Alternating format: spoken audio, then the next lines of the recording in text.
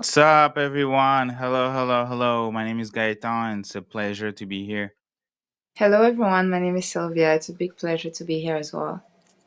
Yes, happy Friday. It's Friday, and y'all know the drill. It's when Sylvia and I we meet and we discuss the Congo and everything about the Congo, essentially.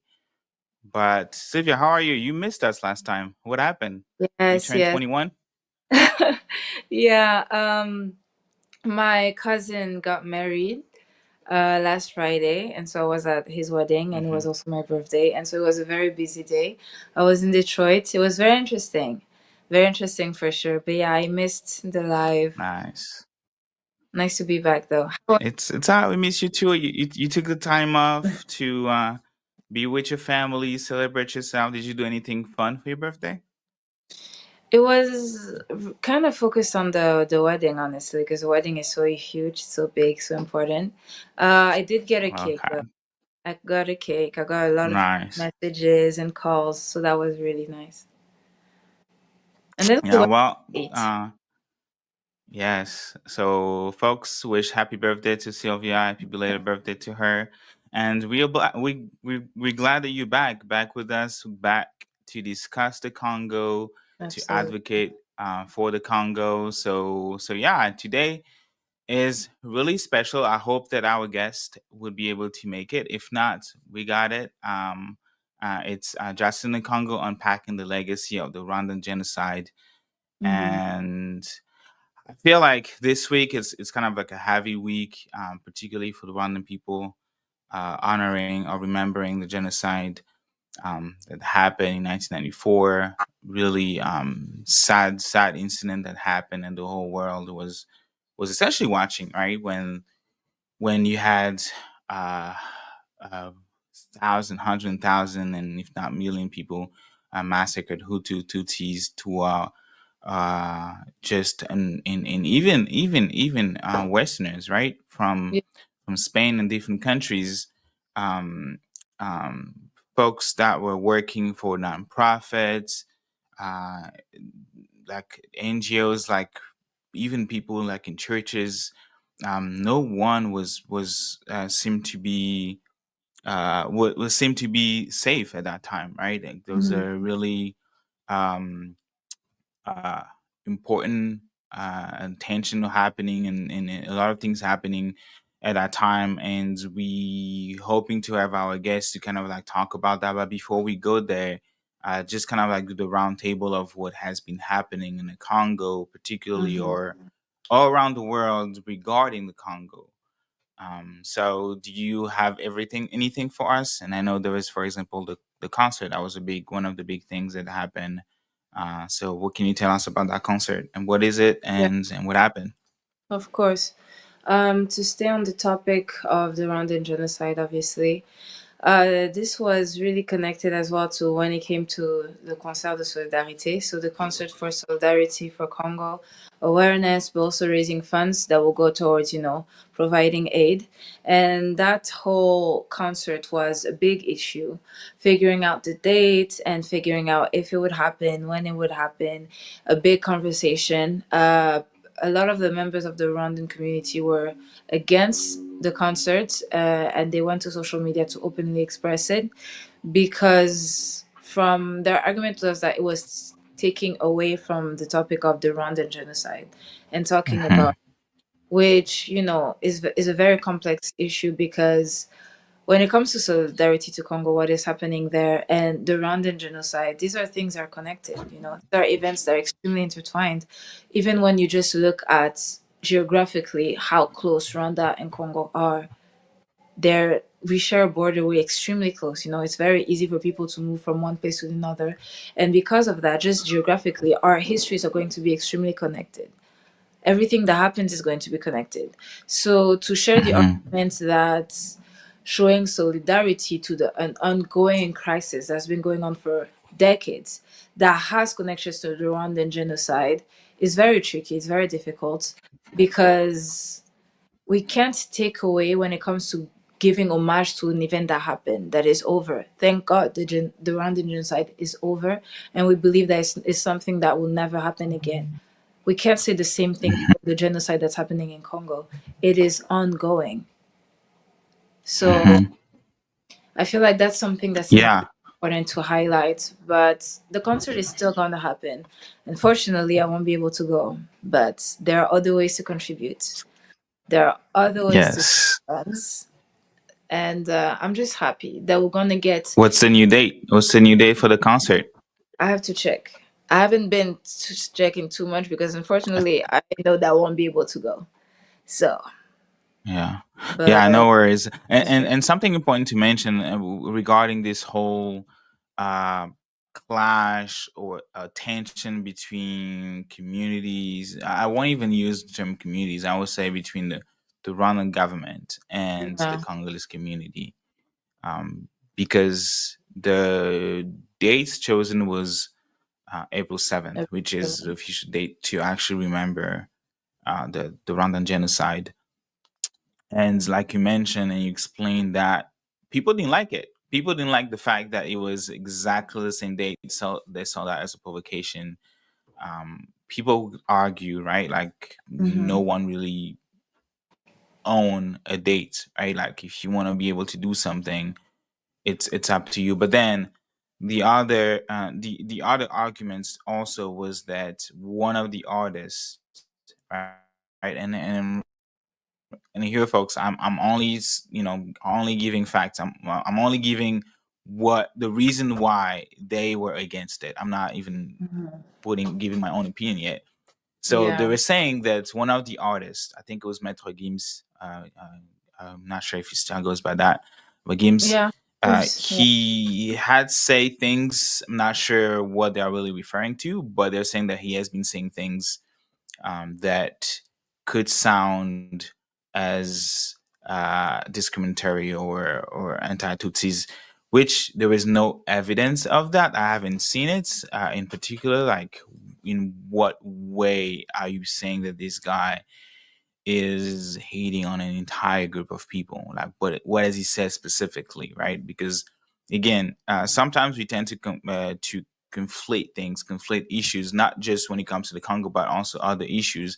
That when you are speaking up, when you are being vocal about the human rights and the justice in your own country of your own people, yeah. they conflate that with, oh yeah, it means that you want our death, you want our distractions. No, I'm just calling for justice in the Congo. It has nothing to do with what y'all have going on in your country or what y'all, what y'all treating each other. That's on y'all, right? It's very I'm just saying, as an activist, that hey, we need justice in the Congo. We need human rights to be respected in the Congo. We need the implementation of international laws to be the implementation of international law. That we need the certain resolutions like the 2773 of the United Nations that unanimously said that Rwanda's defense force, they need to withdraw without any pretext, without any condition, whether it is FDLR or whatever. Withdraw the exactly. troops from the Congo. Like we like saying those things out loud, calling out for justice, does not and should not equate you hating a certain group of people, right? And Right. and and that's usually how the conversation get lost Yeah, into that very understanding of what's happening and what we're actually discussing, what we're actually talking about. And that's why even our executive director and Eric, Maurice Carney usually tells me that sometimes we get so passionate that we even fall into the trap of arguing straw men. Like, this is not what we are discussing. We are talking about the justice in the Congo. I don't understand why you're talking to me about pasta, right? Or complaining about something that has absolutely nothing to do with the point that I'm trying to make. So yeah, that's essentially what has been happening in terms of like why they were against, and the Rwandan community. I'm not sure if it was the community themselves or the government. They wrote to the local government, right, yeah. in Paris, asking them to postpone or cancel it. So after many So pressure, I I was think hearing a lot of that's, yeah. Huh? I was hearing you saying postpone is a lot better. From my end, I was hearing about people wanting it to be canceled altogether, Yeah, which is yeah. insane. So Which is what was your sentiment, or what did you think when you learned that the concert was one forbidden, like they were preventing to actually happen on that day, right? Yeah. What was your sentiment? What did you think? It's extremely frustrating because it feels like every time there are steps or endeavors being taken in order to show support to Congo, whether that is raise awareness or raise funds, there is always a backlash. There is always some type of like obstacle, some type of feeling of us just doing that is being attacked, which is completely crazy. There's always a reason people want to give in order to not support Congo, in order to not show solidarity. And the fact that we had such an amount of even individuals fight so that artists couldn't come together and raise funds is insane. Because even that specifically, it's not like, from Hmm. what I've seen when it comes to their marketing and when they're showing what they want to do, it's not them pointing the finger at anyone. It's not them accusing anyone. It's them raising awareness, getting funds so that it can be sent to support others, to support the human lives, to save human lives. And to try to understand why anyone would want to cancel that is crazy. There's always some type of argument. I myself, as an individual, if I dare to go on social media to say that Rwanda is killing, this is happening, we have to protect Congo, the backlash that I receive is crazy. Obviously, I couldn't care less because my desire to support the cause, to talk about it, is stronger than anything. It's stronger than any backlash I could possibly get. Obviously, it's easy to say that because it's on social media. People are insulting me, and it's like, well, it's just social So you media. had a backlash for what? What A happened? Sorry, lot. if you can backtrack. Well, I know people have gone through a lot more bad experiences, so I don't even want to be dramatic about mine. But it will be the simplest things, and it was very funny because it's funny for me because I really don't care, and it's a little bit sad. But it's like, when I try to think that these individuals think that just because of such words, you're going to keep me, a Congolese person, for speaking out on my country, is funny. But it But what comes, happened? I'm confused. I'm yeah, confused. Like what had happened? What were you doing? okay, Like yeah. yeah. So Sorry. it was through Hmm. Instagram, and I'm Okay. sure you must have seen people trying to pressure John Legend to not go to Rwanda, Oh right? yeah, yeah, yeah, yeah, And yeah. then I think he did an interview. I don't know if it was with BBC, but he did an Yeah, with the interview. BBC. Yeah, he did an interview where he was talking about how it was still important for him to go because of whatever. His arguments were not invalid. I mean, I haven't seen much. I Yeah. think it's very difficult to point the finger and accuse, but from my perspective, it felt like we have this great artist that is loved by so many people, that is respected in the industry, that has a lot of power. Like, there's only a few people that don't know who John Legend is. Well, at weddings you always hear his song, so he has power. People know him, and his decisions matter. They're very heavy, and I choose to believe that he must care about Congo, because I don't think, because there's no reason why he wouldn't. So I believe that he must care about it. But unfortunately, in that moment, he doesn't understand just how much deciding to still go is taking away from the support that Congo needs. Because we're out here screaming and telling people that Rwanda is killing, stop supporting Rwanda, stop supporting the Rwandan government because of the role that they play in this genocide. And him as an artist still Hmm. going there. And I'm sure there's thousands of people, hundreds at least, that bought tickets to go to Rwanda and see John Legend because it is John Legend, is supporting the country.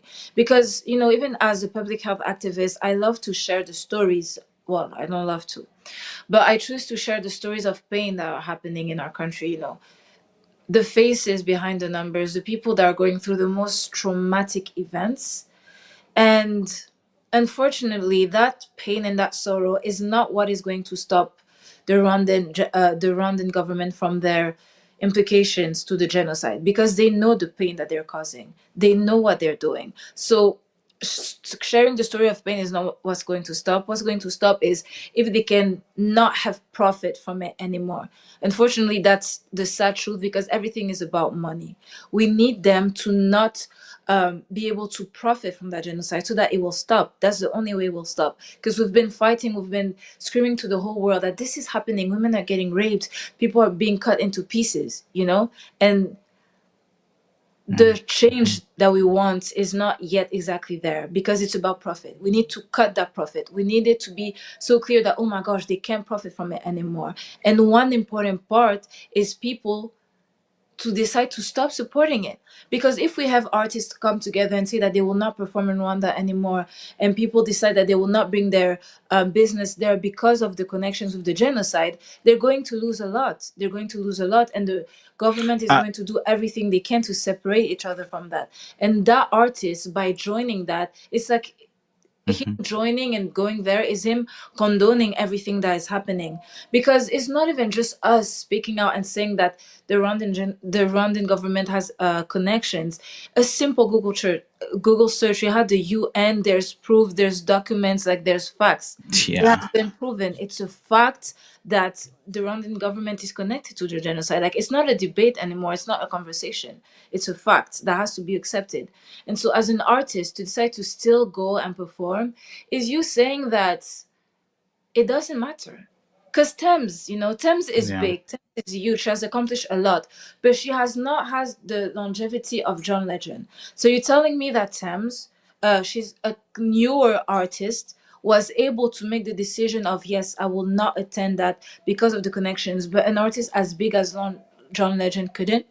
Is it just because she's directly affected? I think you're making great points, and I think it comes down to whether or not John Legend has a moral compass, right? Because when you watch his interview with the Yeah. BBC, and then the arguments that he lays down to why to why he still decided to move forward with that. First, I thought I should have just kept quiet and just continued with his thing, right? Like he ignored our posts, he ignored folks, asking him or urging him not to go to Kigali. He still went ahead and performed.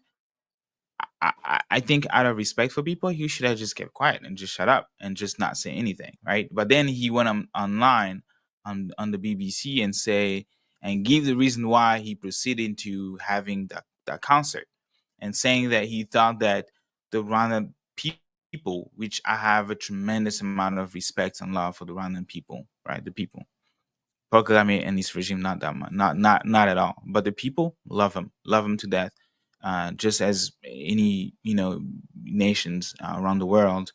And he's right when he says that they do deserve his presence and his music, and he's right about that. But that the issue with his argument was that in 2019, when talking about boycotting, right, and he was trying to boycott Donald Trump's policy on women, which again, that's another whole lot of conversation and debate.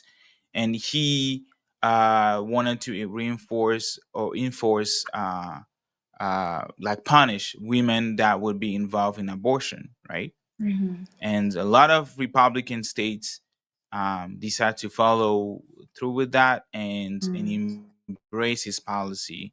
So John Legend then he encouraged, or actually he supported. He's the one who said that yes, I'm really a big supporter of Hollywood boycotting those states, right? Because of their anti-abortion policies, because of their uh, political opinion, because it comes down to yes, human rights and also political view. Like if people want to do whatever they want to do because the president says so, because the law says so, that's political turf, right? To me, then I look back to 2019. I look at that video of him saying those things, right? And then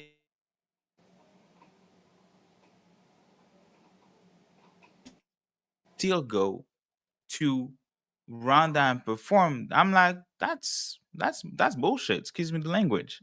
That's hypocritical, right? Then Yeah. then the question comes to like, Did he really care about the people? I don't think he cared about the It's people. I crazy. That's why I was like, I really want to know how much he got for him to continue with that program, that project, initiative. I really want to know how much he was paid because Absolutely. really the Rwandan government, they are not doing that for financial profits. Excuse me. No, I'm just saying absolutely. I'm agreeing with you. Yeah, I don't think that the Rwandan government, Paul Kagame himself, he's doing that for financial profits. I think he is in a uh, in French we say tour de passe passe, this trick of trying to create that illusion, because that's what he has Mhm. been doing for like 20 years now, that he's the good guy, that he is a great leader, that his country has everything that the West could think of for them to come and invest. So he's doing this trick, and for him to do that, while at the same time his troops are slaughtering kids and raping women over across the border, Yeah. you need to have a really good uh, PR system in place to wash that image, right, of yourself being a dictator, of yourself being in power for 20 years, right? Over 20 years that he's been in power. I think 24. I think he became president in the year 2000, 2000, I believe. So 25 years. That's his 25th year as a president. But he came in the midst of that genocide that we mentioned at the beginning in 1994, right? So he has been in that circle, even far beyond the year 2000. And for him to be able to still be president, to still have the influence that he has, he needed to create that trick that it's okay. If it's okay for John Legend to be singing, it's okay for investors to come. If it's okay for Absolutely. investor to come, it's Yeah. okay for me to encroach on other people's land, because look what I've been doing with with the few land that I have. So imagine what I can do with other people's land and other people's resources, right? So I think it's that, and that's why I really want to commend and Amnesty International as much the NBA, right, to stop doing that partnership they are doing right now. Legend, it's not just John Legend. It was Kendrick Lamar, and then his company. It was Dave Chappelle that came also and went to Kigali, and then Mm. it's the NBA that are doing things in Kigali right now, and then there is that the world. I'm not sure if it's a world championship for this like cyclist um, competition, Tour de Rwanda or something like that, bringing all these athletes to Rwanda to do that, and it's even beyond sport. Even the National Society of Black Engineers, they're gonna have the very first Pan African conference Mm. in Kigali, Rwanda this fall. I need to actually get that letter going. I've been really busy, but yeah, the National Society of Black Engineers, the headquarter of National Society of Black Engineers, that started in the 70s in Chicago, just came back from the conference a couple months ago. It's also going to happen there, right? So you need to create that system that will wash all of your crimes, right? So to me, it's about that. It's also questioning whether or not John Legend has a moral compass, and to me, the answer is clearly that he doesn't. It's disappointing. It's extremely disappointing. And that whole situation was basically going to the comment section and kind of saying, like, for this reason, like everything that we just discussed, you and I, for this and this reason, you still giving your support is a problem, it's bad. And then you have so many people coming at you, and the arguments are never valid, they're never understandable.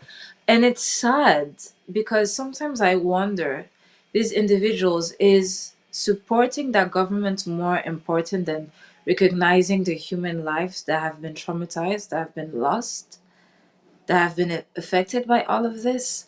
Why is it that you can't show compassion. You can't show just humanity in regards to that just because you want to support a government that is directly connected to it. And so, if people saying, "Oh no, well, this is stupid. You're stupid," or what is it? Just I have to go back and think of the comments because it's so irrelevant that let it leave my head. But just people just taking laughter. Yeah, a lot of the comments, it was really about laughter, about finding this such a funny situation and how funny it is that these Congolese people are coming on the comment section to just call out how wrong it is. And I wonder, like, a lot of these people commenting were women. They were women. And so I was wondering, as a woman yourself, when you know everything that's happening, when you know that people are losing their lives, you know that women are being raped, that women are being targeted 10 times more, you're still able to go online and normalize all of it, act like it's not an issue, decide to laugh Mhm. about it, which is completely insane. Like, how in your right mind can you laugh about it? And it's like, well, whatever. As for us, we'll continue to support Kigali. As for us, we'll continue or whatever. I think I had someone from John Legend's team, or I think she obviously works for him, that completely like attacked me. Well, I don't want to say attacked because that's dramatic, but came after me, I guess, in the comments. I forgot the arguments. I should go back and look. But it was so funny because every 2 minutes there was something. Attack is Some a good person, word. Yeah, well, there was some person coming and saying how stupid it is for they're us to always say, gonna or like, come at you whenever you post something. They will come at you. and I don't Hmm. understand. I don't understand. I don't understand why the divide should be between the Congolese people and the Rwandan people. Because this is not about you. We're not pointing the finger at you. We're saying that your government is at fault. Why is it that Americans, But what makes you think that you're actually talking to a random person?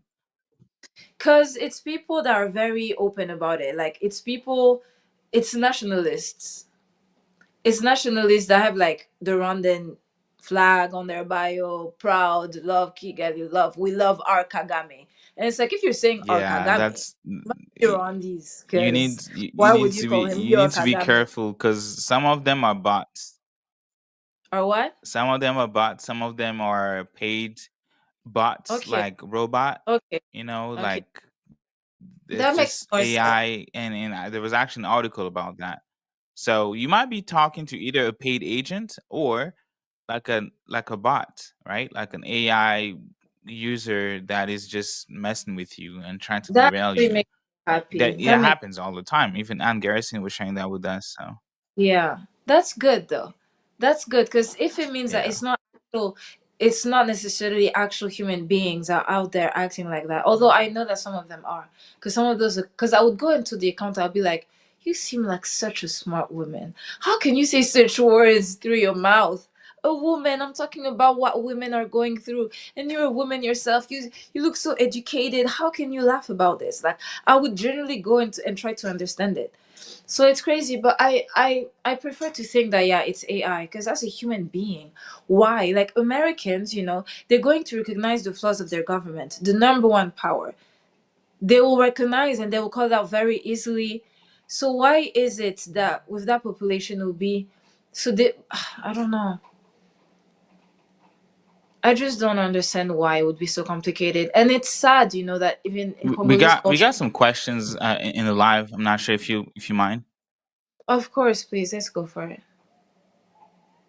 Oh, that's so sweet. Someone wished me a happy belated Yeah. birthday. Thank you. Yeah, so a lot of y'all are just joining. Yeah, a lot of y'all are joining, and there is like E that says happy belated birthday. So happy birthday. And then there was a question I think that really deserve us to, like our answer is like why are we talking about Rwanda, right? Yeah. And I want to What, address that what's because the question? the title is justice in the Congo. The question is why we talking Azarno on the it says this topic is about Congo question mark, and then somebody says why we talking about Rwanda, That's a right? very important question. So the title here is justice in the Congo, unpacking the legacy of the Rwandan genocide, and I think that's the key word right there, legacy. Because the reason why you have Congolese that got together in London 13 years ago and said that we want to advocate for the recognition of genocide, and they call it Genocost. And that Genocost involved what has been happening in the Congo. But to understand what has been happening, particularly these past 30 years of the Rwandan aggression, right, through its proxies or directly, that has caused, at least as per the latest, the last, I will say, report, the International Rescue Committee report, 5.4 million people, and people usually round up to 5.4 million people who died, who had perished because of that unjust war.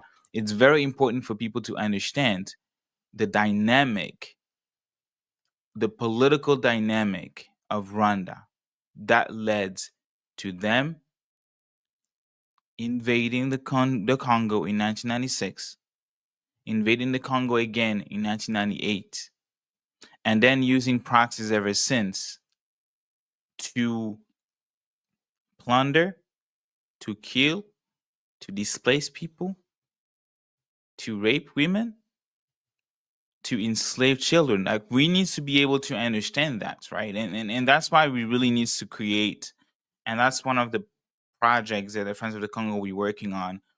Create a workshop, that one-on-one workshop, for people to be able to understand that, because you cannot talk about Congo without talking about Rwanda.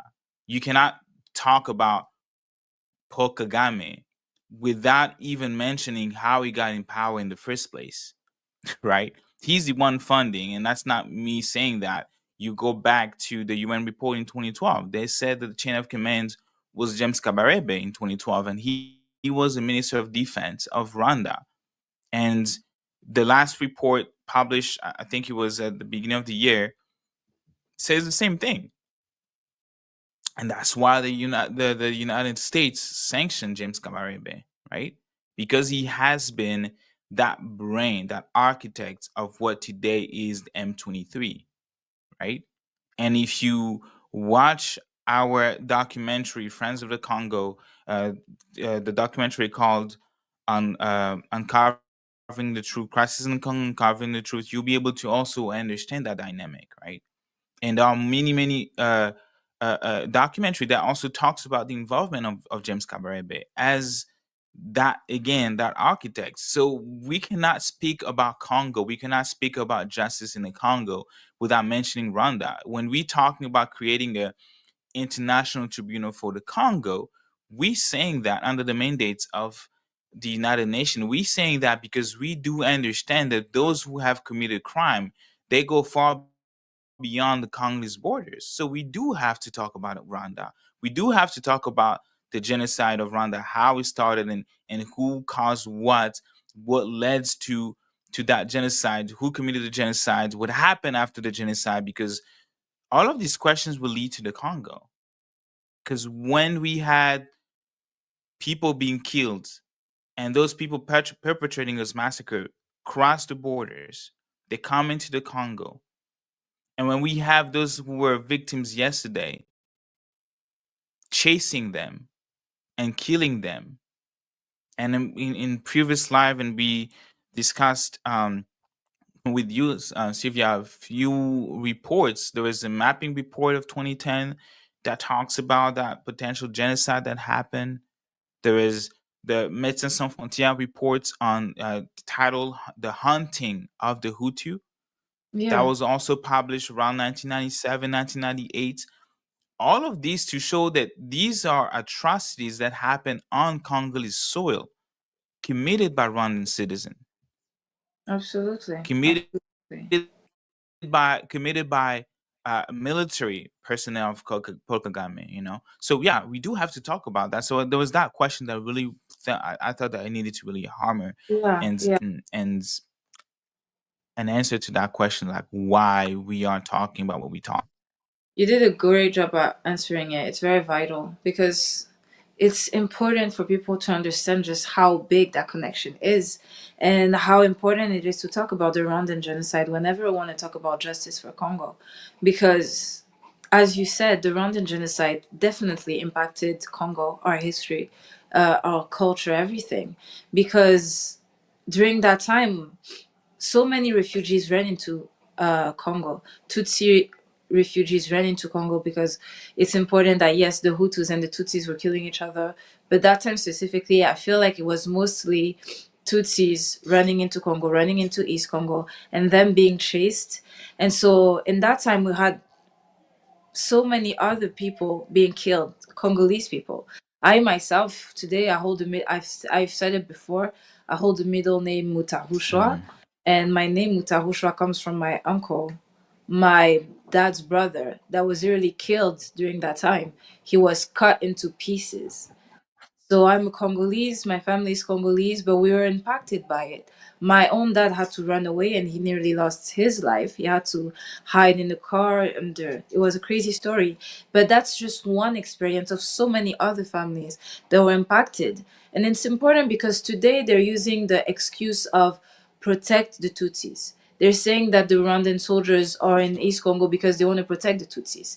And it's important to understand the connection between the Rwandan genocide and us to understand why that argument is being shared and also why it's invalid, why it's an invalid excuse. That what is it when it comes? I believe I read somewhere that in the Eastern Congo population, the Tutsis or like the Rwandans are like 2% or 3%. You're telling me that you have so many soldiers creating absolute chaos to protect that community. But how are they protecting them? By killing, by raping, by torturing, by kidnapping? All of that is important to discuss, and all of that is connected to the Rwandan genocide. I mean, when you have countries that are so close to one another, obviously they're going to be connected and their histories are going to be connected. And that's why we say, Hundred percent. when we say Rwanda is killing, it's important to understand why and how that happened. Yeah. On social media, I hear a lot Yeah, of yeah. Congolese complain, like, why are Congolese Uh people huh. always talking about Rwanda and the Rwandan government? And I don't understand that. Like, we're talking about our history. Like, our histories are connected. What do you mean? It's just crazy. Yes, exactly. When you have and when you have and that's why we call on the international law to be implemented, because it's a matter of jurisdiction, right? The Congolese government, as corrupt as they are, and even if it was functional, it would Hmm. have a hard time, indicting or arresting, let alone arresting these folks. We're talking about Laurent Kunda, for example, who is right now in Rwanda, right? He created a CNDP, right, that took over Goma at that time. I think it Hmm. was in 2009 when Goma fell for, like, I don't know what, the fourth time, third time, and before that, Laurent Kunda, he was part of the AFDL that was called like a liberation movement, right? When he was in fact funded by Rwanda and architect by James Kabarebe in Paul Kagame, right? But Laurent Kunda today is in Rwanda, and Bosco Ntaganda, who was one of the co-founders of, I would say, M23 to 2012 version, right? M23 1.0, because the M23 that we see today is M23 2.0, just for the sake, the intent and purposes of the example. So he's a co-founder of M23, right? And when in 2012, when the US, the World Bank, and all these institutions, the IMF, decided to sanction or to withdraw aids to Rwanda, right? Because the United States was following their own law, and we discussed that in our previous space with live with brother Maurice last week. Public Law 109456 Section 105, that says that the Secretary of State has the power to withdraw aid to any country that, if and only if he sees that that country is destabilizing the Congo. So Yeah. using that, they decided to withdraw aid, and it was only $200,000 to Rwanda. But that $200,000, which is like nothing, like my brother Hmm. Claude Gatibuke says, that's peanuts, right? Like, that's nothing compared to what Rwanda has, the Rwanda government has. But that created a dominant effect that led the World Bank, because when the US decided to withdraw money from you or stop doing business for you, like, you becomes a liability. And people, international organizations saw the Rwanda government at that time as a liability. Why is the US withdrawing aid? Is there anything that we should know? And they pausing their aid, they're pausing their assistance, or whatever uh, cooperation that they had at that time. The US did the same thing, and then other countries followed through, right? So then they were like, all right, Paul Kagame was like, all right, we don't have more money, we don't have any more money to give you guys to fight the war in the Congo, so you're on your own. Within weeks, M23 was defeated, because the Congress government at the time, president was Joseph Kabila. He was using South Africa. It was using SADC, South Africa, and other countries, and then the United Nations as well, MONUSCO, to kind of like help combat M23. Just as we've seen, maybe at a slight version of it, a less intense version of it, but essentially what we have seen recently, right? And when you have money stopping flowing to M23, which the Mm-hmm. leader was Bosco Tanganda, he had no other option but to essentially give up, right? But Yeah. here's the thing, Sylvia, that maybe people don't know, right? Bosco Tanganda had to get into a car, drive to the US embassy in Kigali, and ask for asylum, because he knew that he would most likely get assassinated or killed by Paul Kagame, because he probably knows a lot of things that we don't know. Yeah. He drove to Rwanda. The world presented Bosco Tangana as a Congolese nationals, because they forced the Congolese government to integrate those quote unquote Congolese rebel into the army. But suddenly, this Congolese rebel has to drive to Kigali, Rwanda, to seek refuge, and not to Kigali, Rwanda, because technically he seek refuge in the United States, because he went into the U.S. embassy, which per international law, that's literally the territory of the U.S. And they were able to ship him to the Hague, where he has been tried and he was condemned, sentenced to 30 years for war crimes and crimes against humanity, right? So when you have Mm. things like that, how can we not talk about Rwanda? You know what I'm saying? Ex- How can we not ex- talk about how the hell did this guy was able to drive all the way to the capital of Rwanda and mhm. literally knock on the door of the US embassy and say, "Hey, let me in. I need, or I'm going to get killed," right? There was all these things that, even if like a legal setting was created, it wouldn't be you would still need to try non-Congolese Yeah. people in the Rwandan military, people in the Rwanda's regime, the government, right? So yes, we have to continue to talk about what's going on in Rwanda. We have to But observe the what's going on. misunderstanding, Like anything yeah. that happens in But I Rwanda. feel like there's a big Hmm. misunderstanding of people whenever those conversations happen. When we're talking, not just you and I, but everyone, like exposing the connections with the Rwandan government and everything happening in Congo. It's not hatred towards the Rwandan people, the Rwandan community. It's never that. It's not. I wish, obviously, it's going to be very naive, but I wish that there weren't those tensions between Congolese and Rwandans. And the only reason why there are there is because, personally, when I meet a Rwandan person, obviously, I'm never going to directly connect you to a government. But in the back of my mind, I'm like, how are you going to react if I decide to speak about my country? If decide to speak out on my country, what will be your reaction? Are you going to attack me for insulting it? Or are you going to be a human being and support it? You know, the thing is, you being Rwandan is no excuse or reason that you should not support what is happening or highlight anyone exposing the connection between the government.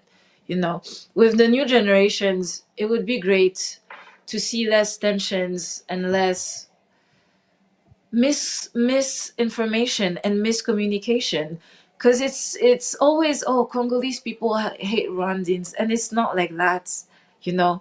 I have beef with anyone that decides to look at a genocide and not do anything about it, not raise awareness, not support it.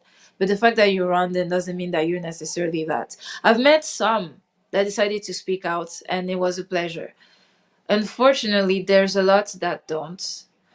I met a girl that has a lot of Rwandese friend, and she mentioned the argument of people being afraid. So people not necessarily deciding to ignore the genocide, but apparently that there's been a lot of stories of individuals being kidnapped, individuals being threatened if they dared to talk badly about their government. So perhaps that, but it's honestly a work for us, the new generations, to be more open minded and more truthful when it comes to fighting for justice and remove all of the biases. There's no reason why there should be that many tensions. Like whenever I say I'm Congolese, I have a lot of other Africans who ask me, "Oh, is it true that you guys hate Rwandese? Like Rwandese people are scared to be around Congolese?" And it's like it should not be that. It's never you the issue, unless you decide to be one of the people that want to bash other people for talking about Congo. If you People ask you that question. a lot of Africans, it's often East Africa. And it's always jokingly, it's like, oh, you guys hate Rwandese, or like, I know you and Rwandese have beef. I hear a lot with other Africans, with from other countries, obviously, and I understand where it comes from.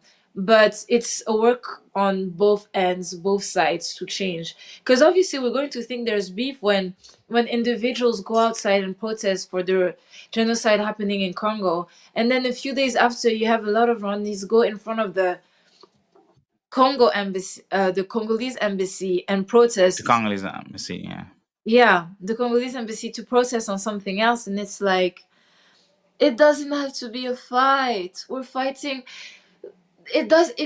I really don't understand where the divide comes from. It at some points, obviously, the governments are going to be included in everything. But at some point, as humans being, let's look at the lives, At some point, just don't look at yourself as someone from the Rwandan government, someone that was born in Rwanda, or someone that supports Rwanda. Look at yourself as a human being. And the fact is there that people are dying. And you can do something to So raise awareness on it. here's my 2 cents on because I think you brought up very good points, right? Because always also ask myself, like, because me personally, whenever I see something that is wrong, I call it out, right? Yeah. I say it's wrong, right? I'm not gonna go and condone violence, condone hate speech, condone racism, condone tribalism. I'm not gonna do any of that I see as anti-values, that I see as something as morally wrong, right? Yeah. Um, then I ask myself, why would a citizen of Rwanda do that, right? Hmm. And then I say, wait a second, Gaetan, come on. You have folks that are also from the Congo. They are literally supporting the current government, regardless of the atrocity they committed, regardless of the corruption, regardless of anything. So there are two things then that I ask myself: are they representative of the vast majority of the population? Absolutely not. They are only representing the elites. They only representing their own interests because the parents are in power. The parents work for the government themselves. They work for the government. Because I'm not that young anymore. So themselves, they work for the government. So when they do support the Congolese government, they support themselves. They support Yeah. their jobs, right? Their income. So that's in the same perspective or the same reasoning that I apply when I see these people outside. Are they manipulated? Are they representing the vast majority of the Rwandan population? The vast majority of Rwandan population right now are silent. There are silence. They cannot speak. There is no free speech in Rwanda, and that's a fact, right?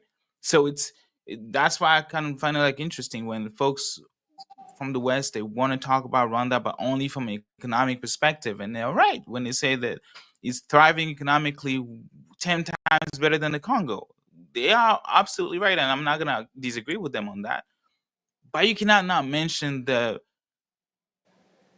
human rights abuse that is happening in Rwanda. You cannot turn a blind eye on what happens to you when you dare to speak against Paul Kagame. Yeah. You're not going to turn a blind eye about what happened to the Rwandan singer. I forgot his name. That literally was assassinated. Right? You're not Yeah. going to turn Yeah. a blind eye about Kagame's uh, operation to like go in other countries and kidnap folks and kill folks. Yeah. He literally kidnapped Rusesabagina, the famous person. At least I knew him for Hotel Rwanda, and I think most people in the Western Hemisphere they know him as his role and how he was able to save thousands and thousands of people. Right? They kidnapped the guy because the guy was speaking against Paul Kagame, right? And Yeah. how Paul Kagame regime assassinated folks in South Africa that led the president at the time to um, to kick out the Rwandan ambassador at that time in 2014, right? They have Hmm. been feeding false information to Interpol and FBI and pretending like, oh, uh, let's say that citizen X is from of Rwanda, but because of his political opinion, they're gonna lie on him and say that, hey, he's been committing this and this crime that will lead the US government to deport the guy so that he can be tortured and killed in Rwanda. They have been doing that. That has been documented and reported to credible source. So to me, you can the economic um potential of a country or situation of a country cannot supersede the human rights condition of that same country, because at the end Absolutely. of the day, like, who do we value the most? Like, is it the money or the people? And I think that we Yeah. needs to value and uh prioritize uh, uh the people. Yeah. I feel like unfortunately that's something that we see often everywhere. A dumb, very easy example could be even pop culture. I don't know if you know about cancel culture, but it's like whenever a big person or like a celebrity does something, if it's the people's favorite celebrity, they will not want to address it. There are certain big celebrities that are very loved. Let's give them examples. I know Ariana Grande has crazy fans, Taylor Swift. Let's just give those examples. If they do crazy things, or if they were to do crazy things or say crazy things, their fans would decide to ignore it and attack anyone that calls it out. And we see that a lot. And it's certain individuals that whatever they do, they never get canceled. And unfortunately, that same mindset is being applied in things that are a lot more serious, in things that affect human lives. There are people out here that generally love and adore Paul Kagame. They have their reasons. Maybe you benefited one way or another, he touched you one way or another. Because the thing is, his government Hmm. has done some amazing things for their population, some amazing developments. When you look at Rwanda, there's a lot of things that are great about it from the outside. If you decide to not look of how they got so great, but those people they see that they see the benefits, and that's why they're going to put him on a pedestal, and they will refuse to acknowledge any backlash or negativity about that person. It's the same mentality, but it's important to call on people to grow up and recognize both sides. It's very And scary. you missed, it was our live last week, last Friday, with brother Maurice, Uh-huh. and it was perhaps one of the longest the longest interview or one-on-one conversation that I have alive that I had with him, and we talked for like 2 hours, and that's how interesting the conversation. So I wish you were there. But brother Maurice, he we were discussing still the same topic of justice, right? Yeah. um and I um was curious about, I forgot, it's the international ITSC. It's International Association of Tin, right? They have been exploiting tin in the Congo and other minerals. So they created that system of like essentially being able to like track bagging and tracking, bagging and tagging minerals that are being exploited in the Congo. Mm. And during my conversation with him, I found out, and we all found out because it was like hundreds of y'all also watching it. And thanks again for being tuned in on Friends of the Congo, Genocast, on X, and you following us everywhere on Facebook as well. So thanks y'all for tuning in. And y'all were watching as Brother Maurice was explaining how that system was created at the same time, at the very first time, at the very same time that the United Nations mapping report was published in 2010. Because the Mhm. United Nations mapping report was published, it was actually leaked first in August, and it was leaked because there was so much pressure so that this report which maps out and pinpoints exactly, not just, it doesn't just explain in details the atrocities that happen. We're talking about crimes against humanity, we're talking about war crimes, we're talking about genocide. And it doesn't just go in details and say that this is what happened. It also tells exactly the location, and that's the most incredible part about that report. It's so comprehensive and so detailed, right? So when you have such a report that is being published, the next step is what? Follow up with justice, open a case, prosecute the people who are being mentioned. But because there were talks and politics being played behind the scene with uh, the UN Secretary of at that time, the UN General Secretary at that time, Ban Ki-moon, was literally summoned in Rwanda, right, or by Paul Kagame, pressuring the United Nations not to publish this report. That's why it was leaked. It was leaked so that folks in power, folks on the top, couldn't edit that report. So Mhm. it's leaked in August and it's finally published in October. So about a couple months later. And when it's published, again, all the highlights, right? All the like the projector should be on what should happen to those people. What should Exactly. happen to Paul Kagame? What should happen to James Kabarebe? What should happen to every single person involved, even including those from the Congolese government, those who took part of those armed groups that they call rebellion, right? Mhm. Instead of talking about accountability, they shifted the conversation on making sure that the minerals that are being extracted out of Congo, bought and purchased by multinationals, are being deemed conflict free, so that there is no moral obligations or there is no liability for them, right? There is no consequences for Apple, for Samsung, for Dell, for Microsoft, for Google, for any high tech companies that you can think of, right? For Tesla, for Glencore, for buying, purchasing, using the minerals coming from the Congo. So you need to make it conflict free. How Yeah. do you do that? And that was a conversation that we had last week about how those who created that system and including the Dodd-Frank Act, which was the beginning of everything, right?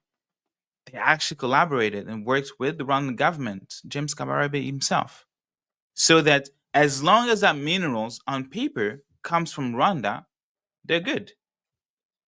As long as it says on papers that Apple bought cobalt, I'm just using that as an example. It's not that Apple buy directly cobalt, but I would just use to be accurate. Glencore or Tesla. Tesla is actually a great example. Tesla buys cobalt from Glencore, but Glencore bought it from uh, got it from Rwanda. So because Glencore on paper got his cobalt from Rwanda, so Glencore is fine. Tesla Yeah. is also fine, right? So they created all of that to remove that burden of accountability that was really heavy in Rwanda. And to me, that's that's the entire reason why Congo has not known justice, is because Yeah. folks who lead this world, they really find a genuine way to avoid justice or to shift the conversation. Yeah, it's tricky.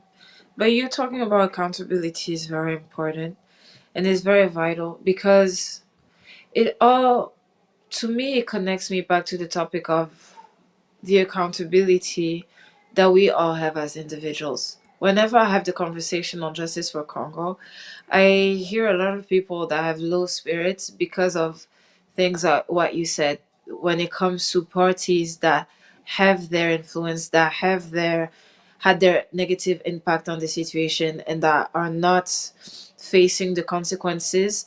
Sometimes it feels as though, well, it just doesn't matter. It's not worth it because those at fault are Hmm. never going to face consequences. And that's a very easy way to bring yourself down. But when it comes to accountability, you can't directly impact the extent to which those powers are held accountable because of the personal power that you have. But when it comes to you making yourself accountable, I feel like that's how I like to look at it. I like to look at it as though, like, Hmm. what are some things that I could have done, some conversations that I could have had, some initiatives that I could have had today as an individual to support the matters that, matter to me, to topics that matter to me. And it's just the little things. We always say that no place, no country is free until everyone is free.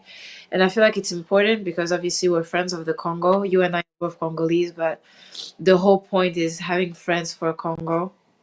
And I have to say I'm so sorry for my voice too. I should have said it before. I have No, the you good. You flu, good. like You good.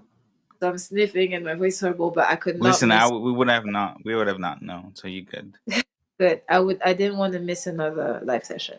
What I was saying is it all goes down to accountability. So look at your own accountability, hold yourself accountable for the things Hmm. that you see. Because in the life that we live right now, we have a lot of responsibility and power when it comes to impacting and that we don't realize. A lot happens on social media because obviously we need policies, we need things to be done in the government, but who's going to put that pressure? You know, who's going to make that conversation trending, that subject trending? We all have that accountability and we all have that power. Sometimes when I look at lawsuits or like advances that were made for Congo and you see that justice was not reached to its potential, it's very sad. It's very saddening, but there's only so much you can do in regards to that directly. So I like to look at my own accountability. What did I do today? And it doesn't only have to be for Congo. There's a lot of things happening. That's why I say we're not free until everyone is free. I've never stepped a foot in Gaza, but Hmm. I choose to keep myself aware. I choose to keep myself um knowledgeable and support in every way that I can. And that's why it's easy for me to call out on anyone that decides not to look at Congo and Yeah. the genocide happening. I don't care if you don't know anybody from there. I don't care if you've never been also so close. But as a human being, I'm able to hear about other things that are happening in the world and decide to look at myself and see how I can be a part of making it better because it's other human beings like me that are going through it. And so I try because I hear so many people that are down All right. because, well, this person, it was proof that they did that, but nothing happened to them. And so what's the point of doing anything that we're doing? Don't look at it that way. That's the easiest and fastest way to get into depression. Look at yourself and look at what you can do because when we have individuals come together and do great things, that's when change happens. Because when I look at the founders of Friends of Congo, they could have had that exact same mentality, but they decided to come together as individuals. And looking at the years of Friends of Congo, all the things that have been done are crazy. They're insane. Change has been made, support has been Hmm. given. They build houses for people. That's insane. Like that's crazy. That the type of support that you can give as an Yeah. individual. Friends of Congo and other organizations have made it so easy for people from wherever you are to support. And so I like to look at it that way. And I know that if we continue with that mentality, with because as individuals, there's a certain support that you can bring that I maybe couldn't bring because of your connections or whatever. But if everyone does their part, There's no way that the justice that we're begging for, that we're praying for, that we're fighting for will never be achieved. And so, as you said, accountability is extremely important, and we just have to look at our own. Mhm. The change doesn't have to come directly from the government only. I hate to look at it that way. Oh, well, the government is not doing anything, so it is what it is. What are you doing as an individual? You don't need to be in the government to make change. The pressure can come from us. What are you doing? Yes, thank you so much, Sylvia. What are you doing as an individual? And for those who are just you haven't missed much, just 1 hour of a conversation. Second part is interesting as the first one because we are going to have a guest. Those of you probably know him. If you don't, then that's a really good time to be plugged in. And we're gonna have Claude Gatibuke. He is Rwanda, I would say, genocide survivor because we're talking about that genocide. We're talking about what can we do, like Sylvia said. So, Claude, how are you doing? Good evening. Good, good. Good to see you. Gaetan, good to see you, Sylvia. Nice to see you Hello. And, always. Yeah, yeah. yeah, thank you for having me. All right, so we yes, we're gonna dive right in because we talking about, and there was actually this question at the beginning: why are we even talking about Rwanda? Because it is you guys have celebrated or commemorate the Rwandan genocide, and I wanted to I wanted us to have a conversation, right? Not just for the folks I understand what had happened at that time in 1994, but also the result of it, which then that violence or the thirst or warmonger and the ambition of Paul Kagame ended up killing millions in the Congo as well. So first, can you kind of like first thank you again for being on Friends of the Congo. I think it's our first time to do a live. We've done space before, but I don't remember. I don't I've done recall it. doing a live with you. So Yeah, I think yeah, it's our first yeah. time. I have. I've done a Friends Yeah. of the So Congo life. oh, you have a all right, all right. Yeah, Hey. Oh, with friends of the Congo, yeah, yeah, but not with me personally. So thank you for yeah. It accepting was with this it was invitation with and Maurice. The last discussing one I this. did it. Yeah, Yeah. Yeah. yeah. Okay. Okay. Thank you, thank you, So thank you. yeah, Well, so thank you if for you could having take me. us real quick to what happened in 1994, what led to to 1994, and then everybody talks about the genocide and the Rwandan government and the entire world were remembering that genocide. What happened then? What happened after? Can you like talk to us through those events, those sequences? Yeah, I think I appreciate you connecting the the genocide in the Congo today with the Rwandan genocide. I always say that it's hypocritical for us to talk about past genocide or historical genocides and ignore current genocides. And a lot of people do that. And, they'll talk about one genocide to no end and ignore a current genocide because it's inconvenient and it's uncomfortable. And they don't want to deal with the perpetrators in the moment. And it's so much easier to just deal or talk about them in the past. Um, so, what happened? The Rwandan genocide. The background is um, is I'll give a few key things about it. I give some background. I'll give the players and the connection, and but I'll do it all together. You have to look way back in the 80s to actually see, where the genocide that's taking place in Congo, the roots of it, or at least the training ground for it, where the criminals without borders, we have doctors without borders, we have reporters without borders, we also have criminals without borders. Where the criminals without borders started, it was in Uganda, I think it was 1980 or 1981. Yoweri Museveni, the president of Uganda, he lost an election and started a war. Fought a 5-year war. It was known as the Bush War. During that war, they committed so many atrocities, um, sexual violence, false flag operations. calling people to meetings and killing them. They introduced this like the wide use of this technique called kafuni or agafuni in Kinyarwanda, which is a an old small digging hole, like a gardening hole, and um, kandoi. Kandoi is a technique where they tie people's hands, to people's elbows behind their backs, and almost like break their chest. And sometimes they do break people's chest, like rib cages and ribs. They break them. They started using those torture techniques. During that war, Museveni recruited a bunch of exiled Rwandans. So I guess it goes back to actually pre-colonial Rwanda, which, Rwanda is a very small country made of three ethnic groups: Hutus, Twas, and Tutsis. The Twas being the original and first inhabitants of Rwanda, then the Hutus, then the Tutsis. For years, the Tutsis dominated the Hutus and the Twas. They had them as servants, and in some cases, enslaved them in what was known as Ubuhake and Uretwa, which is basically forced labor. It was labor, unpaid labor. They would pay you if they wanted to. The Germans came, and the Belgians came. The Belgians replaced the Germans after the Germans lost their colonies. Rwanda was a German colony to begin with, and then it was turned over. Rwanda, Burundi, and Tanzania. In that region, they were German colonies. After World War One, Germany lost all their colonies, and Rwanda, Burundi became part of Belgian colonies. Tanzania became a British colony.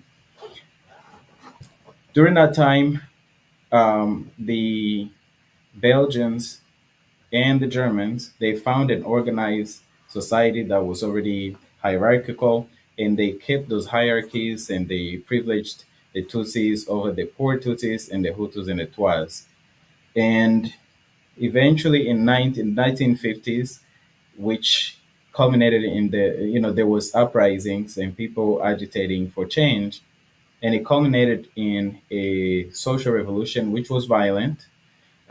The monarchy, the king, which was Tutsi kingdom, it was overthrown, and it also led into the Rwanda's independence. Many people fled Rwanda at that time, mostly Tutsi people who were associated with the king. And so, fast forward in the 80s, Paul Kagame was one of the people who left. He was a toddler. And fast forward in the 80s, So Museveni Paul recruited. Kagame is part of the royal family. I believe he's got some relationships to some of the like some part of the royal family, but everybody that left was not part of the royal family. Okay. Some of them were just part of the king's Okay. court, um, but there were thousands of people that fled. Um, so in the 80s, Museveni recruited those Rwandan refugees, and they became part of his rebel group. Many of them were child soldiers. Um, Paul Kagame was a young adult. He was one of the people, and after they did all of those, like the atrocities that I'm talking about, they ended up winning. They committed a lot of them. Look up the Luwero Triangle in Uganda. Luwero. The Luwero Triangle is where they committed a lot of these atrocities. And one of the things that they've specialized in was false flag operations, where they would massacre people and blame their opponents. And they still use that today. They use that in Rwanda. Now, fast forward, 1986, Museveni wins the war. A lot of these Rwandan soldiers, these rebels, they become part of the national army. Paul Kagame becomes the leader of Uganda's military intelligence. In 1990, Paul Kagame came to the US, to Fort Leavenworth, on a Ugandan passport as a Ugandan soldier for training. And while he was in the US for training, a war started in Rwanda. The invasion in Rwanda started. starting in Uganda, sponsored by Yoweri Museveni. And Museveni then, then Kagame then came to lead the rebellion after the initial leader of the rebellion was killed. So they fight a 4 year war. During this war, they committed major atrocities. Things like opening pregnant women's wombs, the things that we're seeing in the Congo today. Things like rape, looting, and plundering. They ransacked people's farms. They destroyed hospitals. They killed people in hospitals. Um, they called people to meetings. They would surround them, hundreds of people, and they would throw grenades into the crowds, and sometimes use the kafuni, the back of the hoe, to bash their heads in, or use other hand weapons. It was major, serious atrocities. And sorry, I got interrupted here. Um, sorry about that. And No then worries. and so this was during the period of 1990 to 94.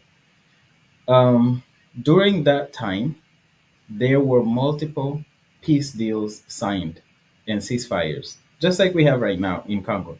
And they would use that time to regroup and fight again, take over territory, and start some more negotiations and peace deals and ceasefires. The same types of practices. Again, like I said, Uganda was the ground zero for the training. Then a few things started developing in Rwanda. One was, for us, kids, we had no clue, like, that there was even, um, you know, ethnicity in Rwanda. Um, Everybody's black, everybody speaks the same language, can't tell people apart. But when that war started, there was like people started becoming more and more. The older people knew, the younger people started becoming more and more. We started hearing about these ethnic groups that we had no clue about. Um, the RPF, and Paul Kagame started. RPF is the Rwandan Patriotic Front, which is the party in power in Rwanda. They started terror campaigns. They would set off bombs in markets and on in bus stations where there's like thousands of people. You saw that in Bukavu after they took over. Um, they like I said, they were systematic about calling people to meetings and killing them. There were so many people amputated. I The only time I've seen so many people missing arms and legs is when I've seen videos of people in Liberia and Sierra Leone during the civil war where they intentionally cut their arms or cut their legs. And obviously, this is something that's happened in the Congo during King Leopold's rule, where they would cut Congolese people's hands for not producing enough, or not being good enough slaves for the Belgians or for King Leopold. Um, so the other thing was political assassinations. There were a lot of politicians that were assassinated during that time. It became total chaos. Kigali became a very insecure city where people who would, like, for example, if somebody would normally rob a house, using things that are not weapons, like war weapons. Now they had access to weapons. They would use weapons. If you go to rob a store or a house, you take a grenade or something like that. So we started What year hearing was that? this is like the years, especially 93, but also late 92. There was a lot 93. of these. Yes. During this Okay. time, finally, they came up with another peace deal, the Arusha Peace Accord, that was actually signed and decided to implement it. And a bunch of soldiers, RPF soldiers, were brought into Kigali to serve as security for the for the politicians who were going to be part of this transition government. Um, and then they would go back to Who their was the camps. president in Rwanda at that time? It was Juvenal Habyarimana was the president, and the rebels were led by Paul Okay. Kagame. So during this time now, Mhm. the RPF soldiers in Kigali started recruiting more. And well, they were already recruiting. They had more recruits, and they would also go to northern Rwanda to their base, and they would bring in and smuggle in weapons. And they were escorted by UN troops who were there as peacekeepers. And so they allowed them to basically amass an arsenal and a bunch more soldiers, and the city was infiltrated. Now, fast forward to early 1994.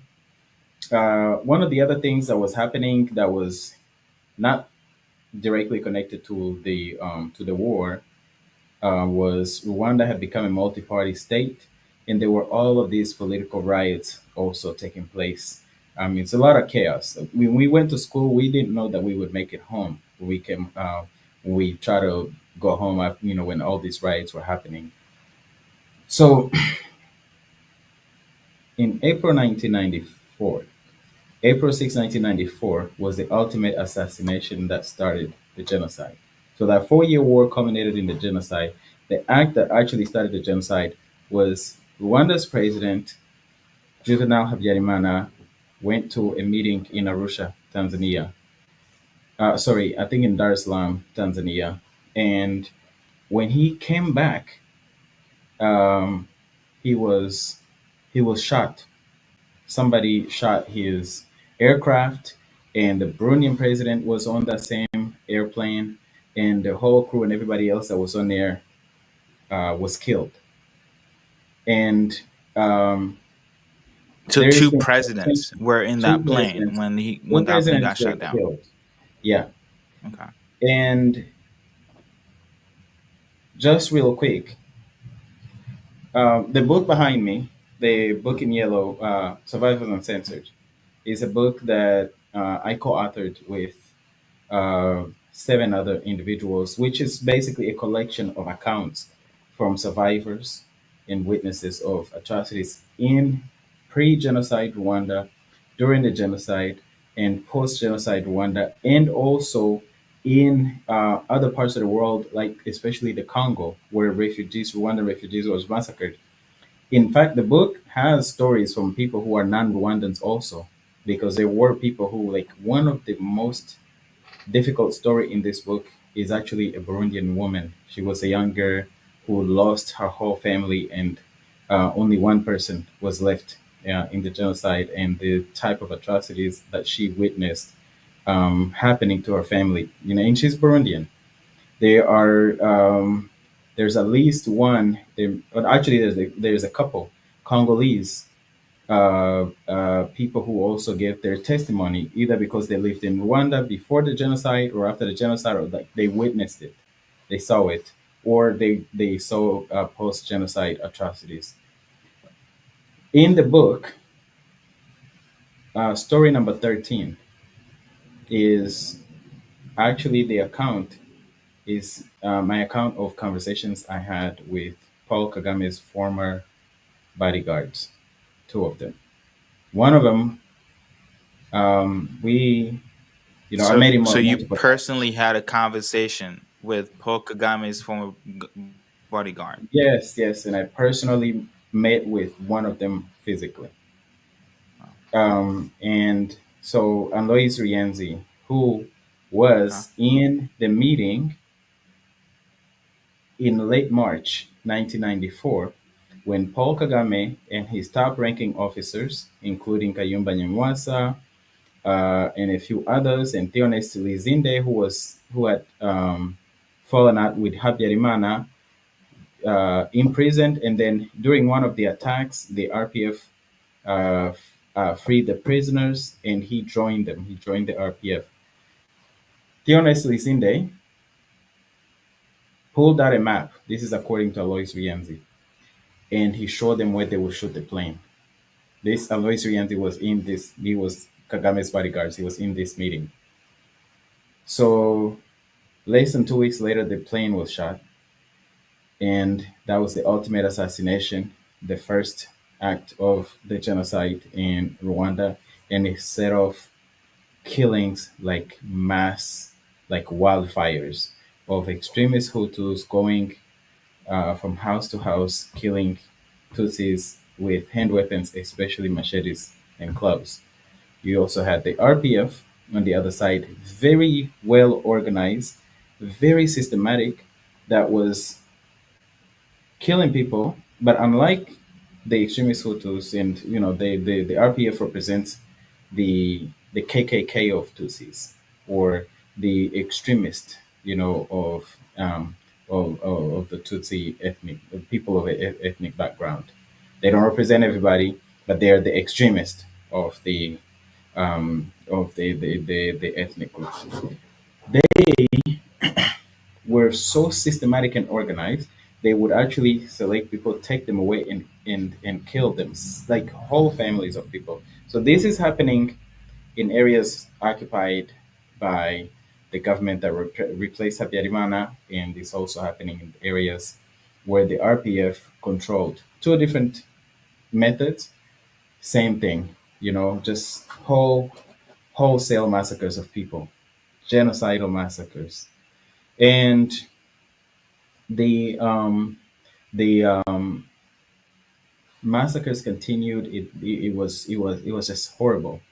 And myself and my family, we actually had to escape. We went through some majorly traumatic events, including my sister having a gun pointed at her head and the bullet jamming when they tried to shoot her. Me and my mother being ordered to dig our own grave. It was just a very traumatic experience, from the time that we were at home to the time that we escaped our home, and all the way to Gisenyi, right near Congo.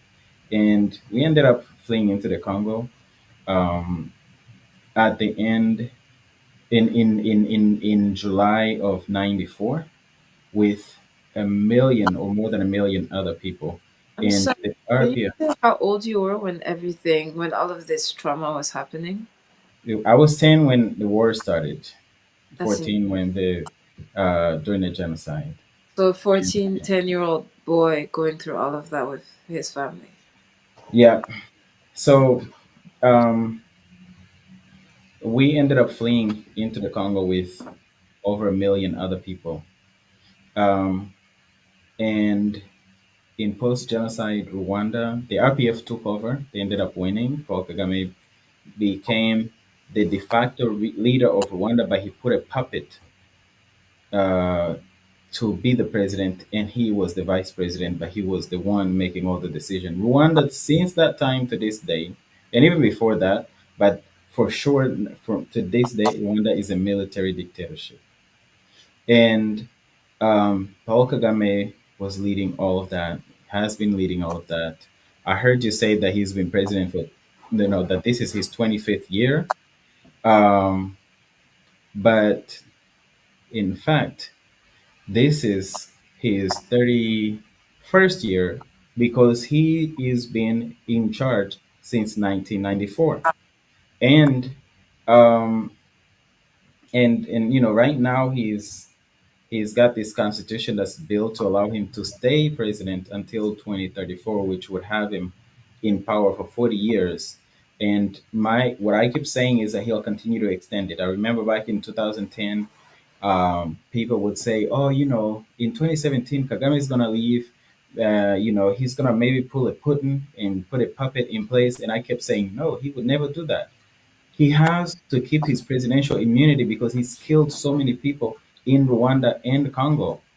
Anyway, so post-genocide Rwanda massacres continued very systematically, and um, for the most part, they targeted Hutus and Tutsis who they suspected to not be aligned with them. And then in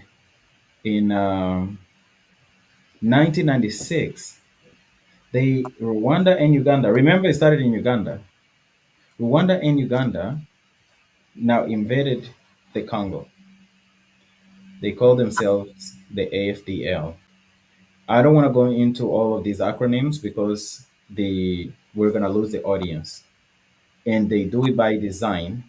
They are very good at, what we have in Congo since 1996 is the invasion of Congo by Rwanda and Uganda with the backing of the US, the UK, the European Union, and Canada, and a bunch of other Western nations that continue to fund, do business, give political support, refuse to hold accountable authorities in Rwanda and the Congo. The World Bank, the ICC, I mean, every one of these institutions is complicit in the more than 6 million Congolese people who've been killed since the invasion in 1996 by Rwanda and Uganda. And when you add, so the 6 million, they stopped counting that number stopped in the mid 2000s.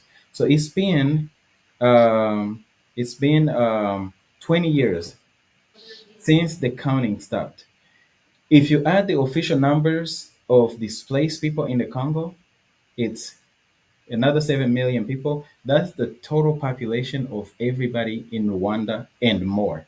I know they claim that there's 13 million people in Rwanda. That's also, one of those, I believe, fake numbers, because there's no way you go from 8 million, you lose a million people in a genocide, you have another million displaced, and then somehow the population doubles in the space of 30 years. But that's another story for another day. Um, in the Congo, the same methods that I described, false flag operations, systematic killings of people, dumping people in mass graves, some of the people alive, like dumping the people, killing people alive. I mean, burying people alive, rape, mass rape, cutting pregnant women's stomachs open. These are all methods, again, remember, Uganda, Rwanda, and then exported to Congo. By the way, Uganda's also invaded South Sudan. Like, everything surrounding Uganda except for Tanzania has actually had issues with Uganda since Museveni took over. So the warmongering is all over the region, but Congo has suffered the most. And um, to this day, the reason why these, oh, by the way, let me make a prediction. Do you see how you can confuse an audience by naming all of these rebel groups, AFDL, RCD, CNDP, M23, and all of that?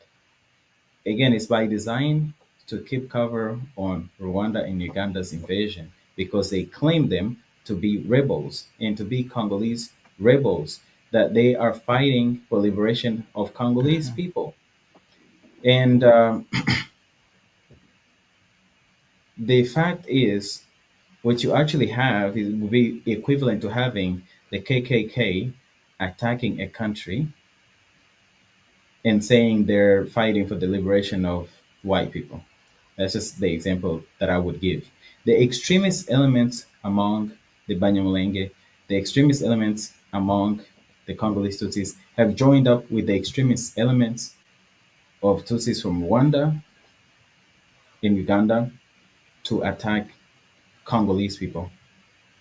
And the the goal, the basis of all of this is to access land, to take resources, and to enrich, Paul Kagame and his generals, Yoweri Museveni and his generals and their surroundings and their cronies, and also, um, that's just a benefit, a side benefit, but it also gives them protection, keeps them in power, because they are hired mercenaries. Rwanda's military and Uganda's military are hired mercenaries for multinational companies that are exploiting the resources of the Congo.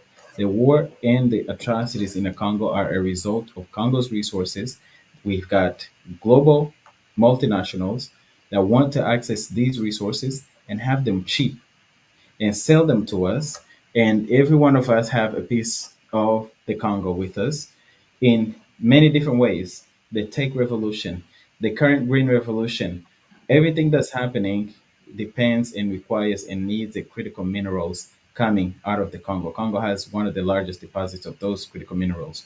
And when you look at what happened in Rwanda, since I want to stop here, since 1996, when you look at what Rwanda was exporting in terms of minerals, you look at what they started exporting after, like 96, 97, and later in Uganda. You're like, where's this gold? Rwanda doesn't have this amount of gold. Rwanda doesn't have coltan, not this amount of coltan. Uganda doesn't have this amount of gold, not this amount of timber. And all of these resources plundered out of the Congo are now making their way to the global market from Rwanda, through Rwanda and Uganda. And global multinationals are making large profits because they're exploiting the Congolese people. They depend on the mercenaries, Rwanda's military and Uganda's military, to displace the people, to take over the mines, to guard the mines, to tax everything around the mines, and to transport the minerals into Rwanda and Uganda and to the global market. So that's what is really happening: the plundering, the stealing, the displacement, the occupation, and the atrocities to scare people, to torture them, to psychologically torture them so badly that they never want to go back to their homes. Or that if they go to their homes, were so bad that they are thankful that they are, or at least will have to pretend that they are thankful to be occupied. That is what's happening. Now, last thing, prediction. Today, the heat is on Rwanda and not on Uganda so much, and that's partly because of Congolese elites and political classes um, incompetence in the fact that Uganda's not being called out. But um, the the fact that they are now saying there is the AFC, the Alliance du Fleuve Congo, I think that's the name, or the Congo River Alliance. That is going to be the new brand. Now that the M23 is trash, the new brand is going to be the AFC, and people will start talking about, oh, the Yeah. AFC rebels, and they'll forget that these AFC rebels were the M23, were the CNDP, were the RCD, were the AFDL, and all of these other acronyms. That again, if you try to talk about all of them without actually simplifying it to the fact that these are Rwandan and Ugandan troops that invaded the Congo with the support of their Western partners, the US, the UK, France, the European Union, and Israel, you will lose people. But the AFC, that's my prediction, is going to be the next talk. And the global media, the legacy media especially, which is really lazy, will just run with it and say, oh, yeah, there's a rebel group in Congo called the AFC, and completely forget, or disregard the fact that there is a whole connection since the invasion of 1996 that goes back to 1990 invasion of Rwanda to back all the way back to 1980, 81 Bush War in Uganda by Museveni. Amazing. Thank you. Thank you so much for the Wow. rundown. That Wow. was amazing. The Amazing, historical. amazing long story. Thank Yeah. you. Yeah. Sylvia. No, I was just saying it was amazing. I liked that, well, you clearly gave the historical view, the facts, but also the stories. The stories of people, the stories of exactly what went down. And it's nice to hear from someone that has been through it themselves, because I got to talk about it, talking about how my family was impacted, losing my uncle that I had never met. He died long before my parents were even married. But you saying your story as yourself, what you experienced, what your relative experience, because it's been many years, but the trauma that people experience from the Rwandan genocide is something that you can't put years on, and it's very important to highlight. And we just talked about the unfortunate separations that we sometimes face when it comes to the Congolese population and the Rwandan population, but hearing you talk about it and talk about the government, what they've done and everything, is, I feel like it's an amazing kind of conclusion or segue to the conversation that we just had, and highlighting how it's important to hold people accountable and hold ourselves accountable. I mean, in spite of everything that you've been through, you still had the courage to write a book about it. And that's very impressive, I must say. Because sometimes when you go through such traumatic events, just talking about it is difficult for a lot of people. But co writing a book is insane, and it's very impressive and honorable as well. Shout out to my co-authors, Yeah, uh, that's a high and, level of activism. Yeah. Shoot, like and the and writing a also whole the book, co-writing a and book. the That's a and the different. and the survivors too that contributed their stories. So shout out to all of them. Yeah. Shout out to everybody. Hundred I do percent. want to. There is something that I see a comment Shout out to all here, the survivors. Yeah. Shout out to all the but survivors.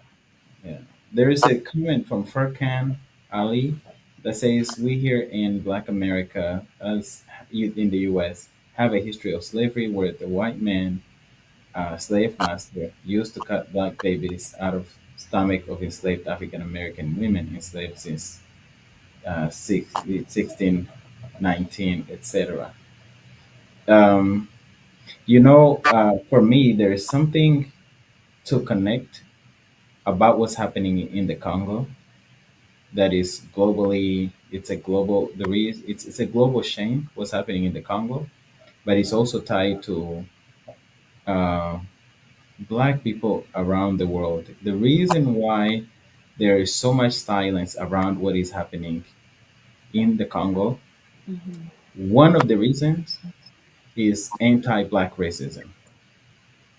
The other piece of it is the white supremacist ideology that sees, obviously, if it was happening to any other people. I mean, we saw how the reaction to the Russia Ukraine war, uh, there was so much outrage, sanctions, business stopped operating in Russia, so many things, like just total isolation, which actually will be very effective on Rwanda, by the way.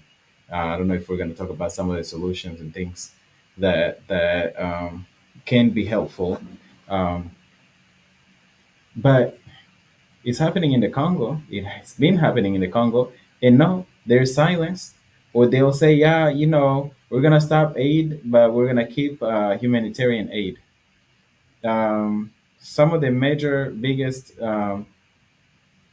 issues, like the European Union's deal that's worth almost $1 billion with Rwanda for critical minerals that Rwanda doesn't have, is one of the biggest shame.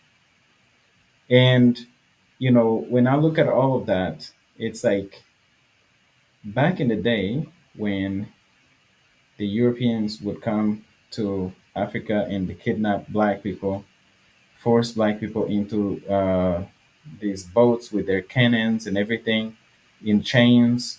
I've been to Goree Island. That place, everybody, you have to go to a place like that to see how a small room that you can barely fit a child's bedroom would be packed with dozens and dozens of people, to be shipped as basically resources to be sold on the global market here in the Americas. Back in the day when that was happening, the same thing that we're seeing in the Congo is actually the same. Back in the day when that was happening, you had corporations that were making profits off of this. You had governments globally that legalized it, just like what's happening in the Congo. Like nobody, no accountability. And then you also had the sellouts, the local sellouts that would sell people, our people, the black people into slavery. Those local sellouts now are your Kagames and your Musevenis, your Kabarebes, your Jack and Jesus and the Kayongas and all of those, generals in Rwanda and Uganda, the Muhozis, you know, those are the the sellouts similar to those who were selling. black people into slavery. Now they're willing to have so millions of black people killed on their land to take over that land to profit multinational, multinational, and enslave the kids, turn little girls into sexual slaves, sex slaves, and they will do that so that they can stay in power, so that they can enrich themselves and have that protection. And obviously, I keep saying that they serve as mercenaries, local mercenaries. It's not just in the Congo. You know, Rwandan soldiers are in Mozambique, in Cabo Delgado, to protect French oil, French oil company Total's interest. You have Rwandan troops in Central African Republic. You had Rwandan troops in Sudan, in Darfur, in Haiti. You know, these are all Sudan. occupation forces. Hmm. Yeah. And you have Ugandan troops in a variety of countries, including Somalia and obviously Congo. And parts of Congo, Uganda is actually also securing oil for that same company, that French oil company, Total. So these are the sort of sellouts that we also that contributed to the slave trade. Now, here's another part to it. When it comes to anti-black racism and white supremacist ideology, one of the things that's widely used is screaming black on black crime. It's so much easier, so much better for anti-black racism to thrive when you have um, when you have black people like Paul Kagame's and the Museveni's holding the weapons, killing other black people. It looks like it's just like African tribalism, you know, those the what do you call, what's the word again? Like when you're generalizing about people, um, the uh, what are stereotypes? The Yeah, stereotypes of generalizing. Africans. Hey, it's yeah. Oh, it's Stereotypes that's are. yeah. It's Africans. They're just tribalists and they're fighting. Um, and they it's black people. It's black on black crime. You know those type of things. It's easy. It's and then now it becomes it's just a bunch of Africans killing other Africans. Instead of seeing it for what it is, it's a global plunder of the Congolese resources, which, you know, there is more than $24 trillion worth of those resources. And then there is another trick. If anybody, there's a book by Michelle Alexander. It's called The New Jim Crow: America in the Age of Colorblindness. Yeah, When you read amazing that, book. I read yeah, that book and in college. It was amazing.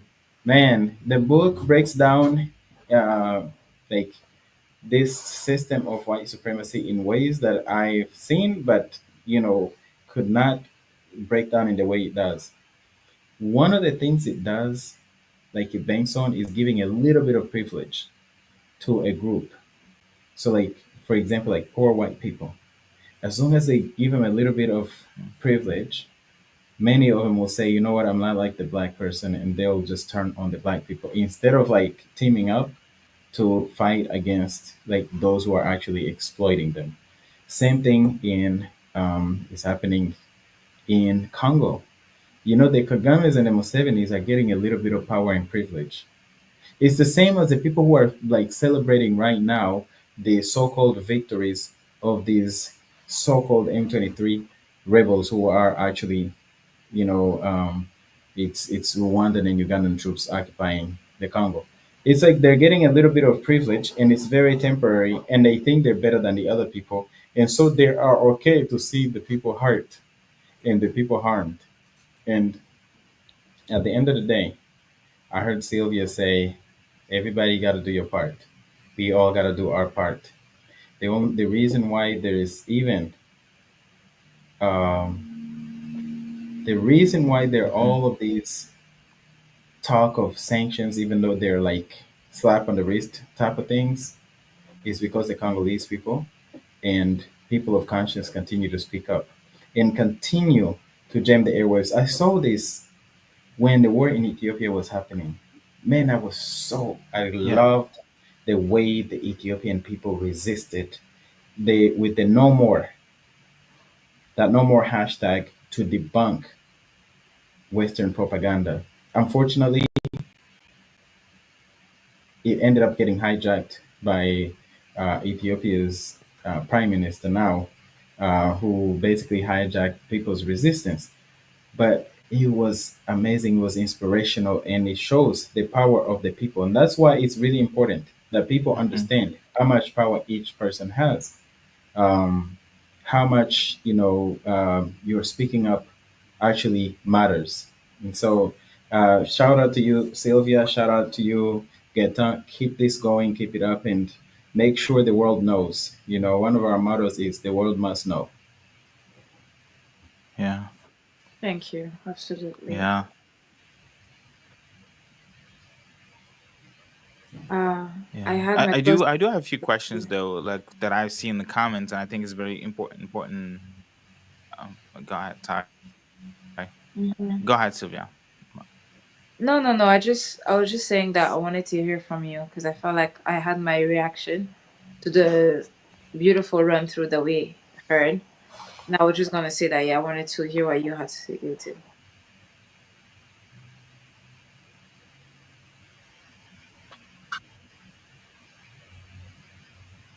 I do see that we have a lot of comments. That's true. Can you all hear me? We might. Can you say Oh, can you something? hear me? Yeah. Now we can hear you. We can hear you now.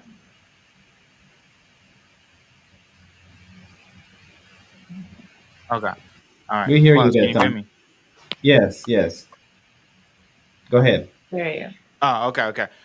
Yeah. So, quite a few questions that I see on the in the comment section right now, and I think it will be really great if you could address some of them. One from Happy Fish, and I'm gonna bring it up on YouTube. Say, I'm curious to know how Tanzania has managed to remain relatively unaffected by the conflicts. I'm not sure if you're aware of Mhm. like I think it's a great question, right? Because I'm pretty sure that the Tutsis fled, they also went to Tanzania. But like, how come do you think? Why do you think that the Tanzania has managed to like not be affected? I think if you say that Tanzania has been unaffected, you could, I guess, say that about um, a lot of other countries in the area. But they have been. For number one, the thing is like every country surrounding Rwanda has. I think you asked if Tutsis didn't flee there, but every country surrounding Rwanda has a Tutsi population.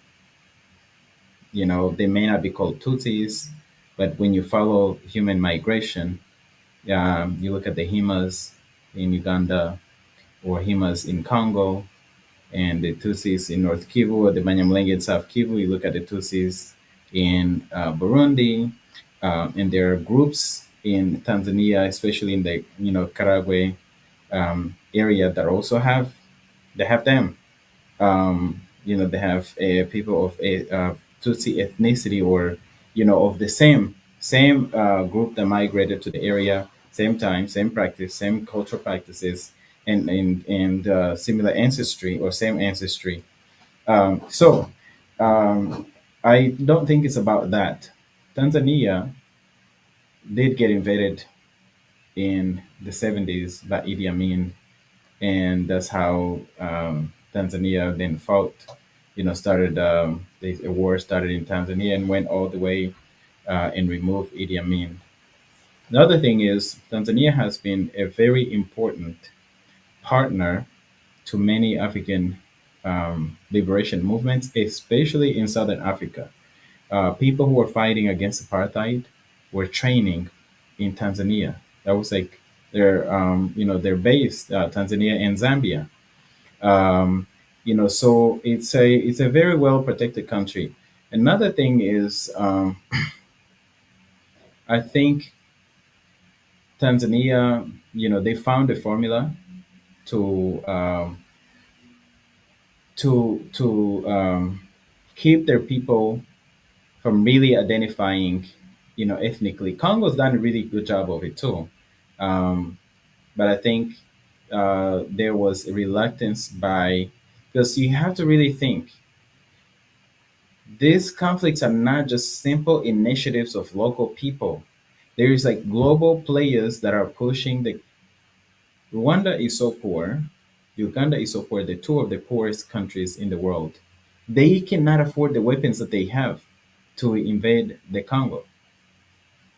So it's not, Tanzania has not, I think, been of interest for conquest by Western corporations. Otherwise, that conflict would have happened there too, because what we have in the Congo, what we have in a lot of these countries, is basically, it's Western imperialism and occupation, using, you know black faces in high places. That's what we have. That's what's happening. So I think that was part of it. The other part is that they probably would have been a much stronger coalition of resistance because of Tanzania's history of also protecting other Africans. And by the way, Tanzania has been affected in because hundreds of thousands of Rwandans have fled there. Hundreds of thousands of Burundians have fled there. Hundreds of thousands of Congolese have fled there. Mozambicans, and so many other people in parts where they've had conflicts. So they've been affected. And also, Tanzania has been involved in the Congo as part of the International Force Brigade that fought the M23 in 2012, 2013, and then in recent times with the SADC mission that also fought to protect Congolese civilians. So it's been affected. They've lost their soldiers in these wars in Congo. Mhm. Um, it's just, I guess the question was, how come it's not been invaded? It also has been invaded. It just wasn't successful. But I think the bigger point is about resource exploitation. Everybody wants a piece of the Congo much faster and much sooner than they want a piece of Tanzania.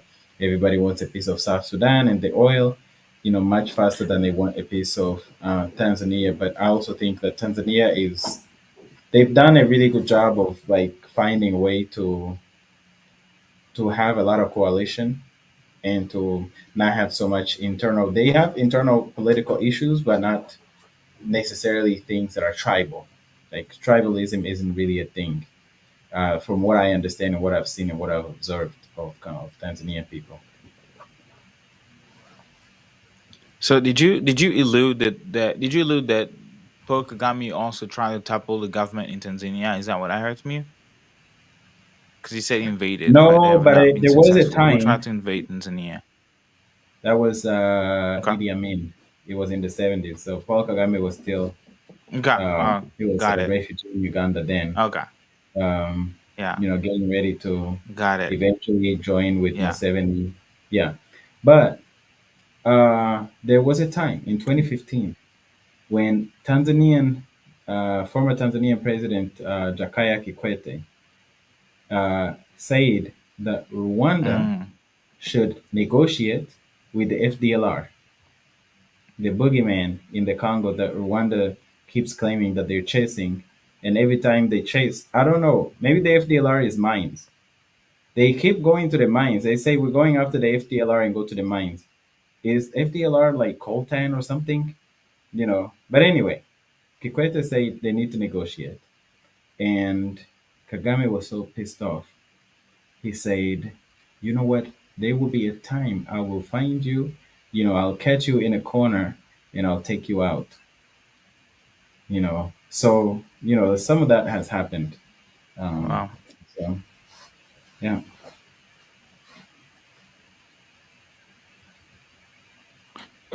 One more comment, which I think is that person is kind of a troll, but I think it would be interesting to like respond to that person. And I want to read a few of his comments, and that's his comment. That person is commenting from the Genocost. account. So shout out to Jenna Mama Mimi, Mama Cam, Papa Sly, Yakil, Rebecca, all of y'all. Much love Mm. for the word Gloria. I didn't forget about you and everyone, right? So, and then he said, Shout out to Bruce, Jenna. he Shout out to said that. that, yes, he said, you guys always speaking and yet don't speak of the root cause. Denying the existence of Tutsi population in the Congo started it all. What do you think? What do you think? Wait, can you And he say that? said denying Kinyarwanda speaking population is wrong. So he said a lot of things, but I think it'll be Can really you put interesting that on to the address those screen points. also? Can you put that on the screen just in Uh, case it, somebody? I'd like to read I it. I Yeah, because I cannot also put want. that on the screen because that's coming Oh, directly from Instagram, and for some reason No, I Instagram got you. doesn't talk with this Yeah, yeah, software, this I got you. StreamYard that we're using. So Yeah, yeah, well, first things yeah. first. He's saying, Big okay, shout. first thing that he's saying, denying the existence of Tutsi. Yeah, sorry. I just wanted to kick a big shout out to Jenna Cost. You know, all you sisters and brothers, man, keep it up. Keep up the good work. And you just mentioned Yakil. I hadn't seen him in like 2 years. So I want to see him.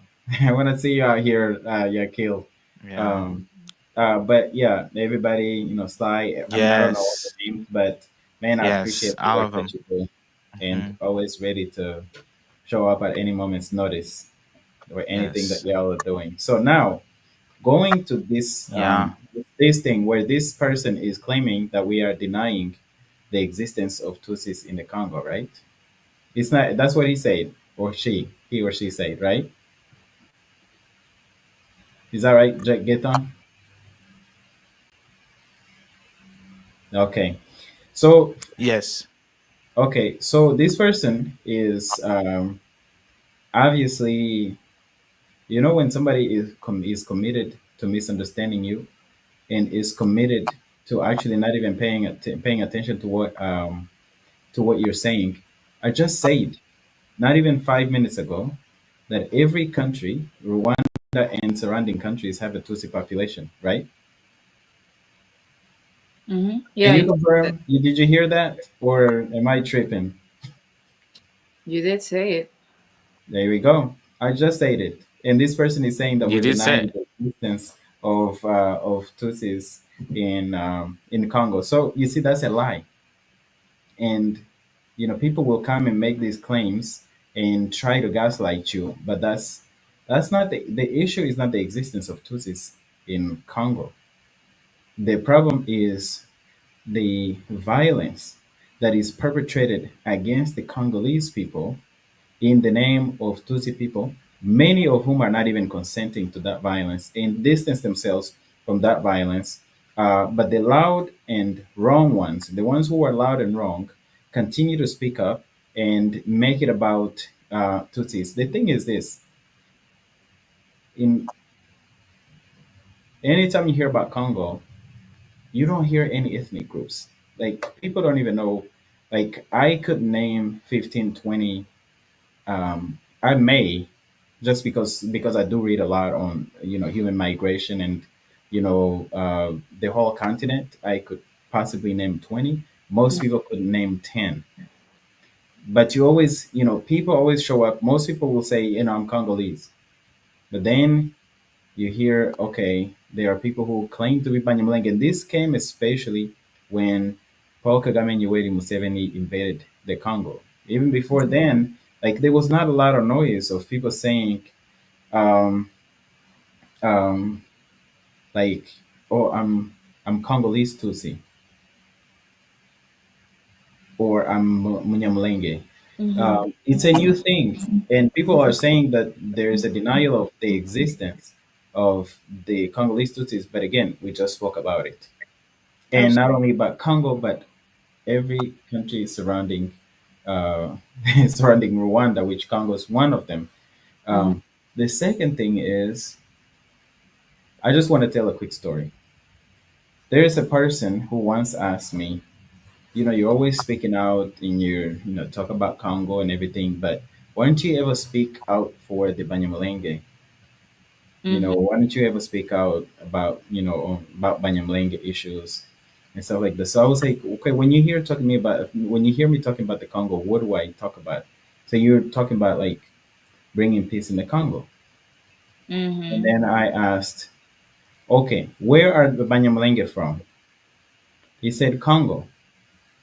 Say, so if I want peace in the Congo, does not include the Banyamulenge and every other ethnicity in the country. Like that would be like saying I want peace in the U.S. and somebody says, "Why don't you ever call for peace in New York?" That is so powerful. You So, know, it's if somebody wants peace in Congo, they want peace for everybody, for all mm-hmm. the Congolese. Not and then people who want to behave and act like the KKK of the region Mm-hmm. and or the Nazis of the region and want to exterminate everybody so that their ethnic group can have supremacy over everybody. It's not gonna happen. It's not gonna work. Even like their own people will stand against it.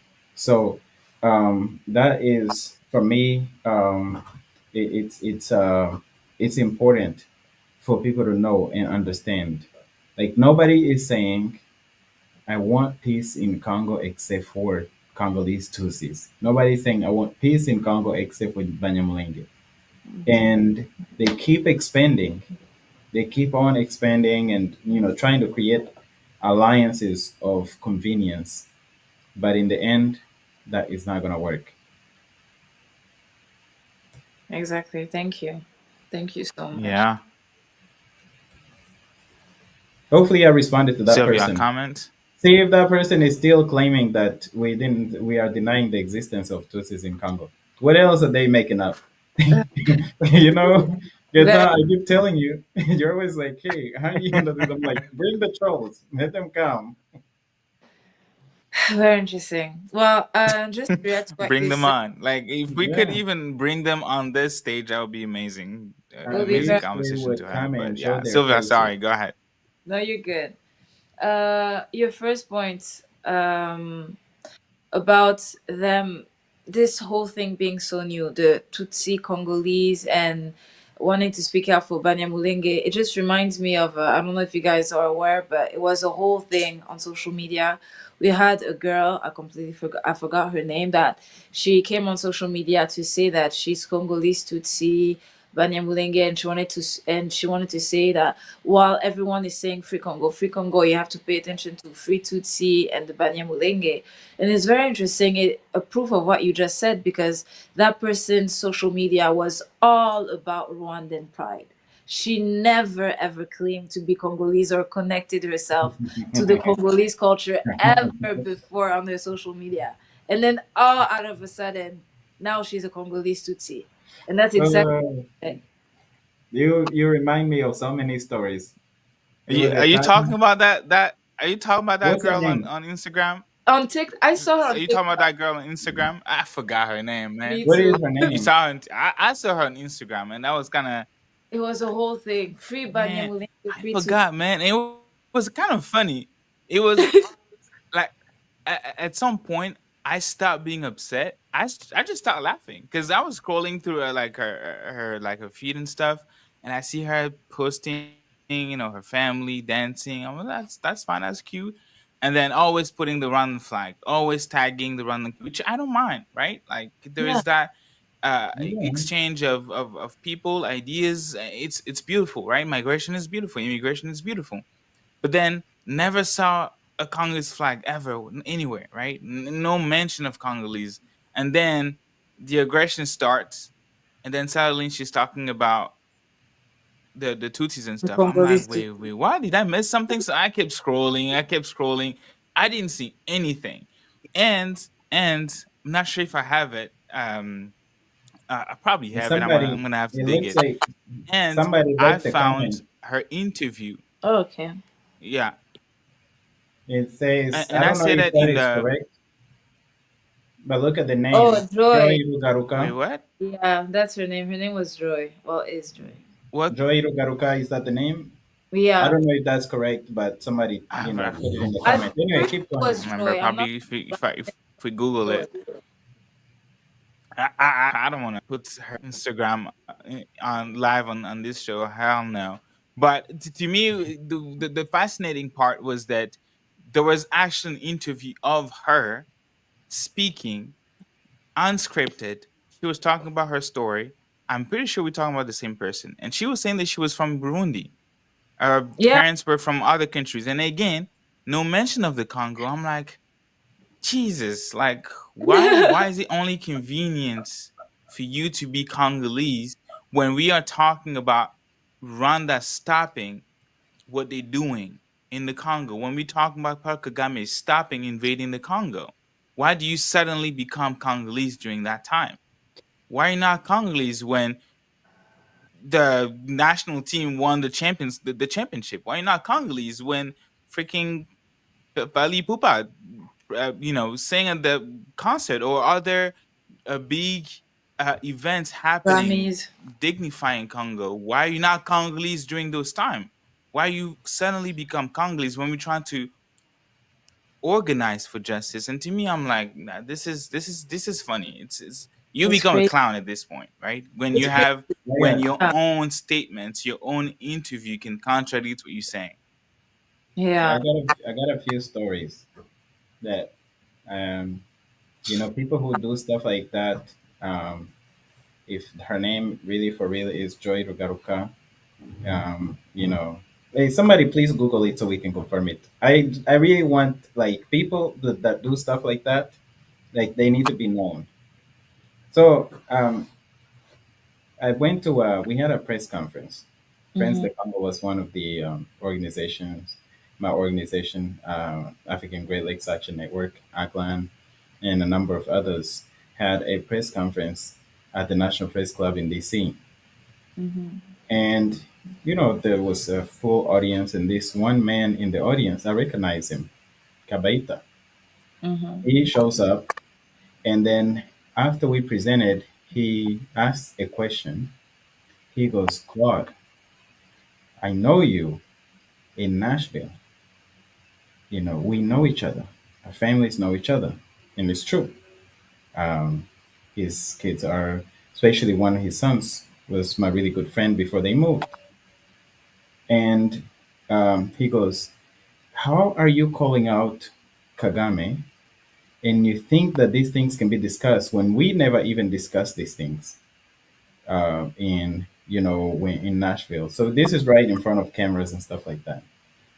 And the moderator, Amira Woods, asked me, "Do you want to answer that question?" And I said no.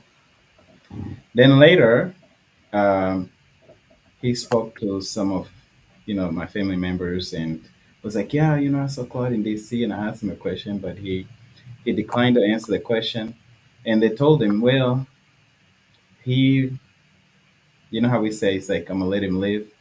He's like, "Well, he Mm-hmm. decided to let you live," in front of that crowd, because his response, what he was thinking was, which is what I was thinking, is what I had shared with him. I was like, yeah, I saw him, and he asked me this question, and I was like, well, when I met you, you were Congolese. So what? How are we going to discuss these issues of Rwanda when I know you to be a Congolese person? You know, and you're asking me to discuss these things with about Paul Kagame. Of course, I didn't give him that answer in front of the crowd, uh, but I'm giving him the answer now in You front of should this have. crowd. Well, there's like 300 something people that are watching right now just on X, and probably like hundreds more that are watching. So there's going to be thousands of people that see it anyway. I'm sure he'll see it.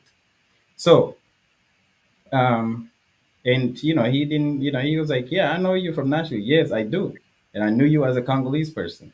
So, what happened? What nationality are you this week? that's what I really wanted to ask people that do stuff like that. So, second story, also at the National Press Club. Okay, Mm-hmm. um, and I have the video for that one. Shout out to HMG Network. Like we've got videos. Even that one, I'm sure there's video. We have to like HMG Network. We archive everything from way back. So we're doing a press conference, and there are these people, just like you have these online trolls. We have these people come out. Um, this one guy, he comes, but there's a guy that they usually send a crew from the embassy. This one guy wrote a book. His name is it's Edward Kaihura, I think. I think Kaihura is his last name. He wrote a book. He said the true story of what happened in Hotel Rwanda or something like that. This man, he comes, he starts asking a question, and the Kambale Musavuli, was part of the Friends of the Congo, goes, "We asked the same question last time." Anyway, the man comes up. He's like, "Why do you accuse Kagame of committing all these atrocities when no court has found him guilty?" And um, the panel was moderated by Shaka Sali, the great Shaka Sali, rest in peace. Um, and Shaka Sali is like, well, there was just a there was some kind of there was an airplane crash. I think it was in Malaysia. It's like, do we not know that that happened? It's like, yeah, we know that. And then I was like, but why is it Paul Kagame on April 13th, 2010, in a speech in Parliament while he was swearing in his top military leaders, said, "We went to Congo and we shot the people we wanted to shoot, and we repatriated the ones that we wanted to bring back." I was like, these are things that the criminal himself says. If the criminal is raising his hand like, "Hey, look, I did it, I did it, I did it," like, who are you to come here and deny crimes on behalf of somebody who actually admits the same crimes? Just because he hasn't gone to court.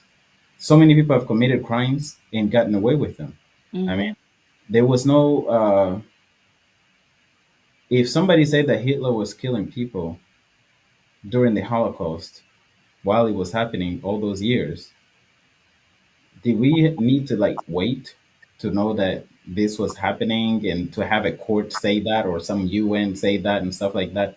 So in that same event, this one guy comes in, he's like, "I'm Congolese." And he used to like to come and show up at events, and he had always had a camera and stuff like that. He's like, "I'm Congolese," and he starts asking questions again in favor of Rwanda's government and Paul Kagame.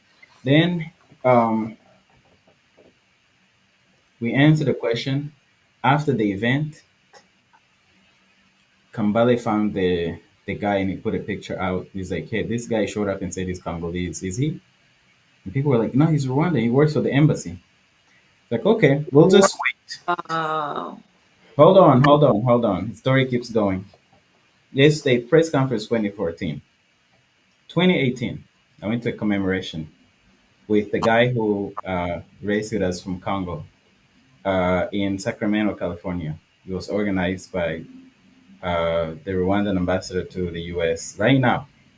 She was the ambassador then.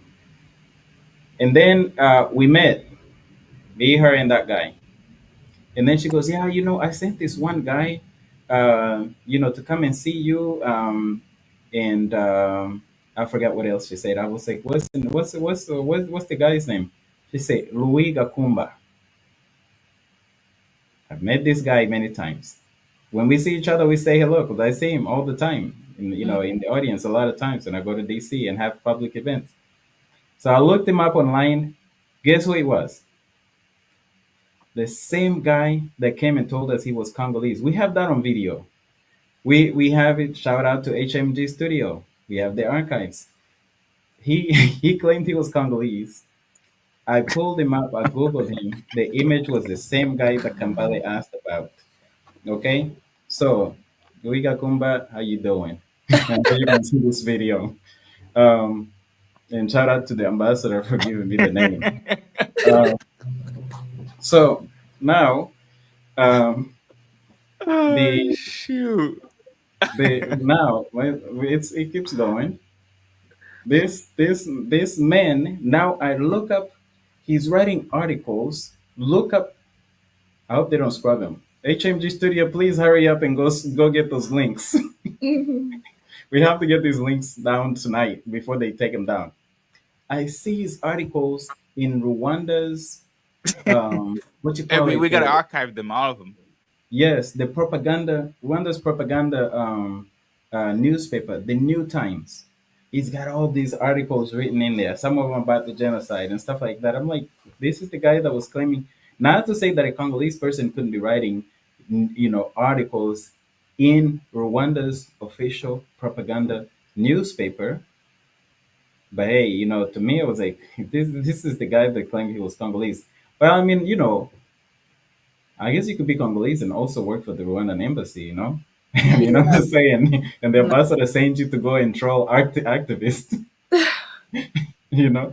But shout out to them. Thank you for, showing your faces and, um, there's more. There is more. I just can't remember some of the, there is some more. Like I said, we have the links. I'll try to find the links so we can put them in the comments too. Wow. Um, and we have these somebody else came and claimed that she was Ugandan. In the same event, there was a woman there who actually knew her because a woman's husband was also a high ranking Rwanda military. And afterwards, the woman says, "No, I know that girl. She's Rwandan. She's related to, I forget which general, if it was General Charles Kayonga or one of the ones. I think it was one of the ones that are named, to have been destabilized in the Congo. So, hey, I'm just sharing stories here. Crazy. People who pretend like Joy. What is Joy's last name again? Please bring the name. I want to know what is the name of that person who was saying that it's Congolese. Claude has a They should whole be team. reporting. Claude has a whole team. He has a whole team. Yes. Like, hey, bring the name. Somebody, please Google. Y'all gonna have me do the Googling myself. Let me see. So, Yeah. it's interesting. Maybe I know we Rugarusa. telling the stories and laughing. And tgra.m. I will get back to you and respond to your question about Genogas in a bit. But I think maybe, Tigra, I think is it Tigra Monday. I will Rugaruka get or back to you and answer your Rugaruza? question in a bit. Um, Come on, guys, help me out. and we are talking about these instances. Joy Rugarusa. Rugarusa. Yeah. Maybe that's, yeah. Never mind. Somebody help So me and confirm that for real, so yeah, please. we are discussing about these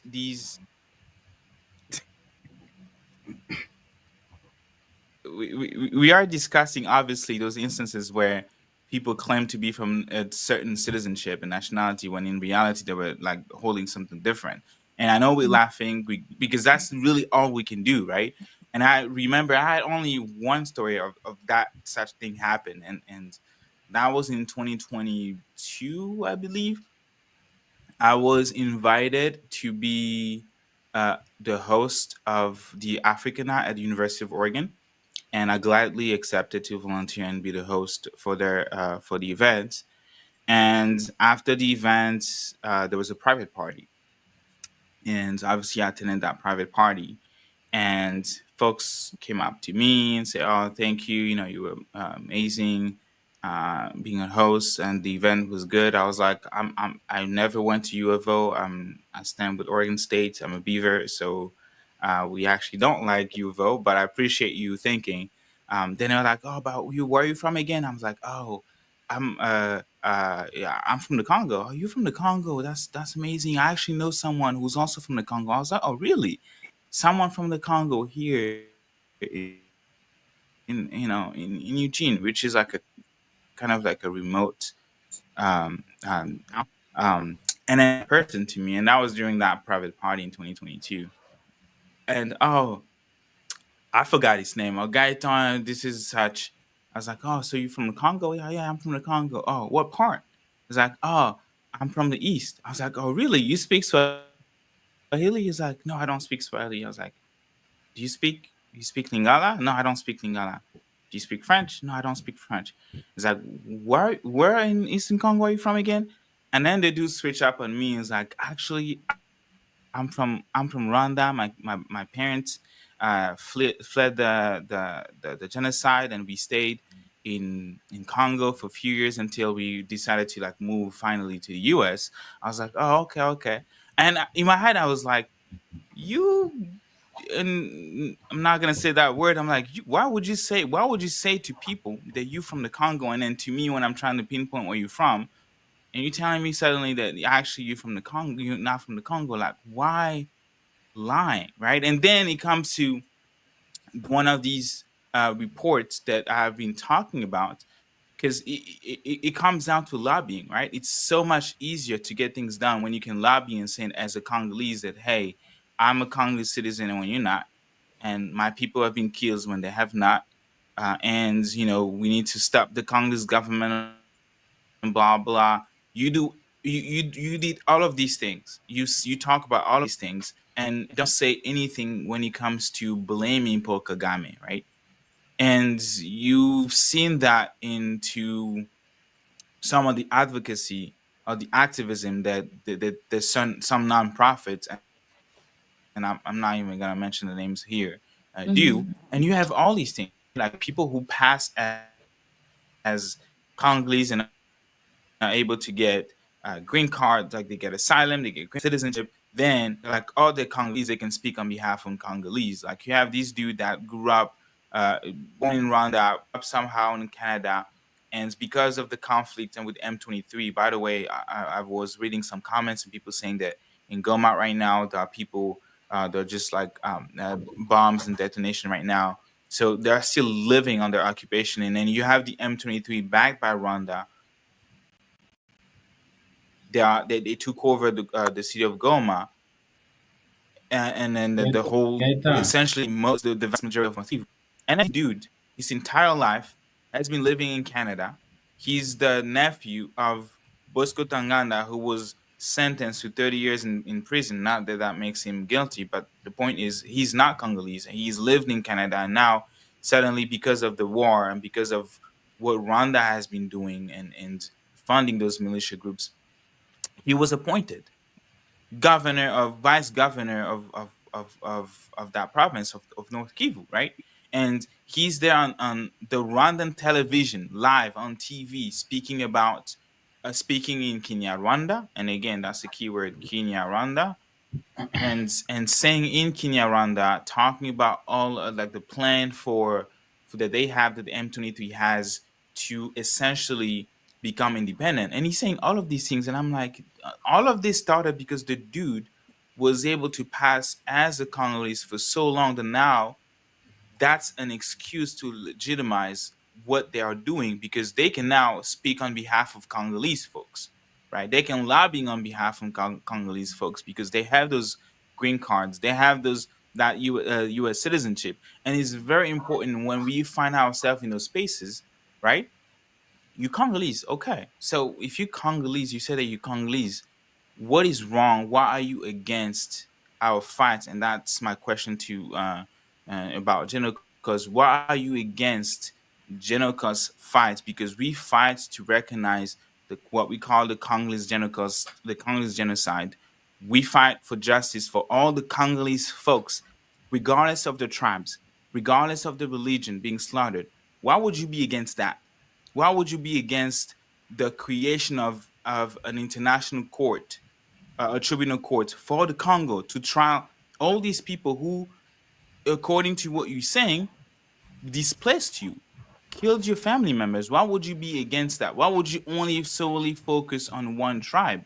Like, you're never gonna hear me speak, and that's also definitely not the policy of Friends of the Congo to discuss tribes, right? We say friends of the Congo. And you say that you Congolese, then you should join all these Congolese organizations that fight for justice, all these Congolese organizations that are literally trying to uh, uh, rain justice upon someone like Paul Kagame, who for 31 years, you even mentioned that, Claude, has been getting away with murder, have been getting away with plunder, right? So to me, it's kind of fascinating. And then to the question of one of the person on Mrs. Tigra on Instagram, why are we only speaking about Genocide and still not standing up to it? It's good talking about it, but acting is better. So So we said that at the beginning, and I thank you for your question. Genocost is something, and I'm 31 years old right now, but Genocost, the idea of Genocost, for people to know, just in case you didn't know, started 13 years ago. I was still in high school. I was still in the Congo. And I don't know where you were at 13 years ago, but 13 years ago, you had a small group of Congolese citizens that were living in London. They sat down, got together, and they were like, something is wrong with the world, the way the world is being led. That we are okay with the fact that 5.4 million people are being slaughtered in the Congo. That just like we were okay that the same Congolese people had their hands cut because they could not meet the quota of rubber. We were okay with Congolese women being raped back then by the Belgium. Those who were working with King Leopold II. We were okay for half of the population, estimated 10 million people back then, right, being decimated because of the world's quest for caoutchouc, for rubber, right? Then they were like, we need to really study and think about what the world is defining in the Geneva Convention as a genocide, because we believe as Congolese people in the diaspora that this also applies to Congolese folks. And if we read the mapping report, these allegations, these facts that were like Claude mentioned, even like the criminals themselves say that they did those things, right? We need to be able to come together as humanity and look at those crimes and try them and indict those people. That was 13 years ago. And today, even if those folks never had back of the Congolese government, because as you may know, from 1961, ever since Laurent Lumumba, I was gonna say something really stupid. Lumumba was assassinated. Not not a single leader was elected. Not a single leader of the Congo represented the aspiration of the people. So you have these people that are being placed to kind of like play a role, and not the role to serve the people, but to serve those who put them in power, right? So you have that in place. They never gonna sit down and say, "Hey, yes, you're right. We need to actually create international tribunal for the Congo," because it means trialing, putting in jail the very people that they funded to overthrow Mobutu in the first place, the very people that they funded to lead a war of aggression against Laurent Desire Kabila, who used to be their ally, and they did the exact same thing with Joseph Kabila. So yes, you're not gonna have the Congolese government supporting such idea that I think is noble. That's why I joined Genocost. I joined Congolese Action Youth Platform 3 years ago because of that very idea of justice. Because justice doesn't know, or doesn't care about the tribes, doesn't care about the skin color. It shouldn't. It doesn't care about the nationality. You commit a crime under international law. We all deserve to live. We all deserve justice. That was 13 years ago. And today, even if the Congolese politics right now is infiltrated, is corrupt, even the current regime, you still have the president of the Congo 2 years ago that said that yes, we are going to start talking about Genocost.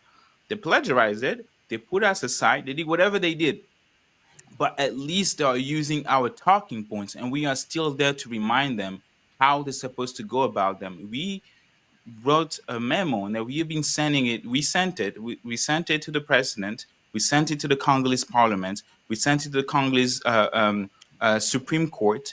And it's not just about Genocost, though, again, because Genocost is really an ideal that we are all embracing, because really the main concept here is justice. But before them, there was also many more people, right? There is Kambale Musavuli that we mentioned that used to be the spokesperson for Friends of the Congo. And Friends of the Congo started this in 2004, right? So you have a lot of folks that have been working when the M23 was defeated in 2012, and then the United States was able to withdraw some aid. Is because of the pressure that Friends of the Congo and many Congolese, including those within Genocost, the fact that the UK, not sure if it's a prime minister, or the Secretary of State, was able to condemn Rwanda and started applying, implementing some measures against Paul Kagame, against Rwanda, is because of the activism of the same people that ever since that maybe you and I were in high school sacrificed their youth to speak for justice, right? And we have the former president of CAIP, and I'm gonna stop there. Uh, um, that he's right now the co-founder of Team Congo. He was at the European Parliament speaking on behalf of Congolese and the very same idea of justice. So now we're not just speaking about it; we are actually being active, and we are actively participating to the liberation of the Congo.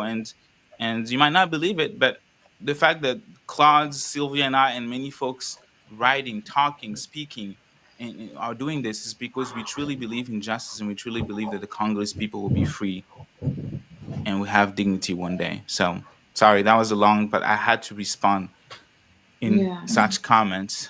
Sylvia, I'm not sure. Now, you have anything you want to comment? No, you said it amazingly. The question was saying, why are we talking about it and not acting on it? Is that it? Yeah. Um, I don't understand what Yes, they that mean was the question by that. essentially. I don't understand what they mean by that because, for one, conversations are extremely important because it's a question of awareness and making sure that people is informed. There's a reason why education is so important and powerful. You can't motivate people to contribute to whatever you're doing if they don't understand it, if they don't understand why it's there, where it's coming from. So talking about it is the number one step to acting on it. And so many endeavors are being taken. I would advise you to look up Friends of the Congo, everything that's been doing there. There's action. It's never just talks. It's always action, but those actions need talk. Genocide. You guys don't just talk about it. You share that you actually had connections with the government. You would send them documents. If that's not acting, then I don't know what acting would be. But actions are definitely being taken, and I don't want people to underestimate conversations because not everyone can go and create their own organization or whatever it is. Look at whatever it is you can do, but conversations are important because that conversation you have that with that individual, you make them understand.